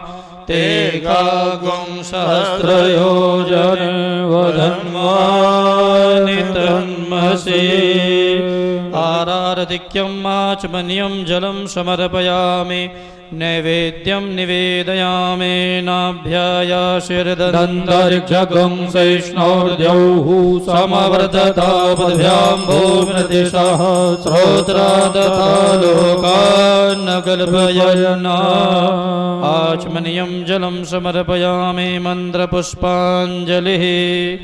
सभी अपने स्थान पर हाथ जोड़कर भागवत भगवान श्री बालकृष्ण लाल से प्रार्थना कर लें। हरि ओम राजाधिराजाय प्रश्रयसाहिने नमो वयं वै श्रवणाय कुर्महे समे कामान् कामकामाय मह्यं कामेश्वरो वै श्रवणो ददातु कुबेराय वै श्रवणाय महाराजाय नमः। स्वस्ति साम्राज्यं भोज्यं स्वराज्यं वैराज्यं पारमेष्ठ्यं राज्यं महाराज्यमाधिपत्यमयं समन्तपर्यायै स्यात् सार्वभौमः सर्वायुष अन्तादापरार्धात् पृथिव्यै समुद्रपर्यन्ताया एकराडिते तदप्येष लोकोऽभिगीतो मरुतः परिवेष्टारो मरुतस्यावसन् गृहे आवीक्षितस्य कामपरेर्विश्वे देवा सभासद। त्वमेव माता च पिता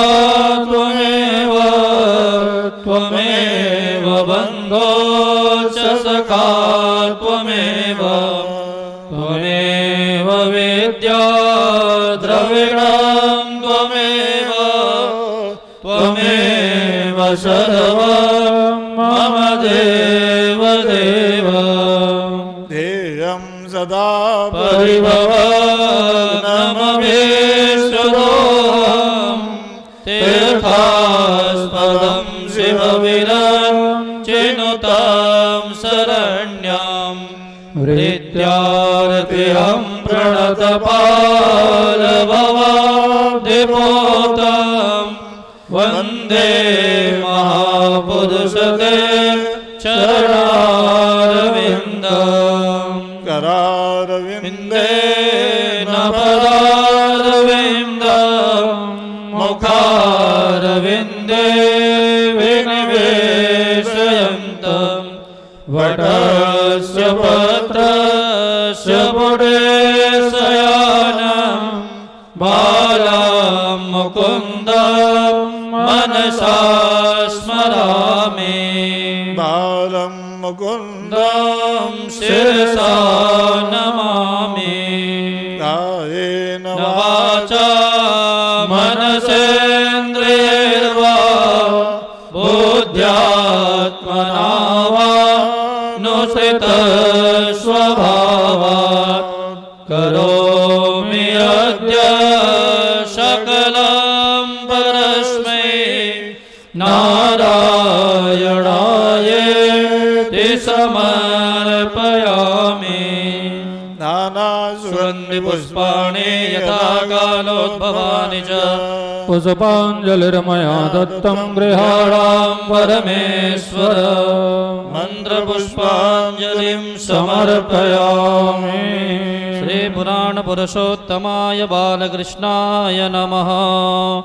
बोलो श्रीमद् भागवत भगवान की जय। वामन नारायण भगवान की जय। द्वारिकाधीश भगवान की जय। राजा रामचंद्र की जय। सत्य सनातन धर्म की जय। धर्म की जय हो। अधर्म का नाश हो। प्राणियों में सद्भावना हो। विश्व का कल्याण हो। गौ हत्या बंद हो। गौ माता की जय हो। भगवत्पाद जगत गुरु शंकराचार्य भगवान की जय। धर्म सम्राट पूज्य स्वामी श्री करपात्री जी महाराज की जय। पीठाधीश्वर श्रीमद जगत गुरु शंकराचार्य भगवान की जय। भारत अखंड हो। भारत अखंड हो।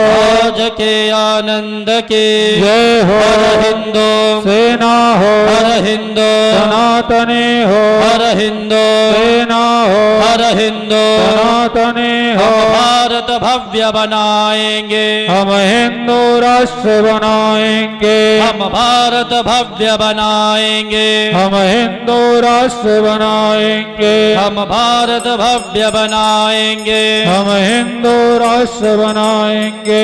शिव शंकर प्रलयंकर शिव शंकर प्रलयंकर शिव शंकर प्रलयंकर नमः पार्वती पतये हर हर महादेव।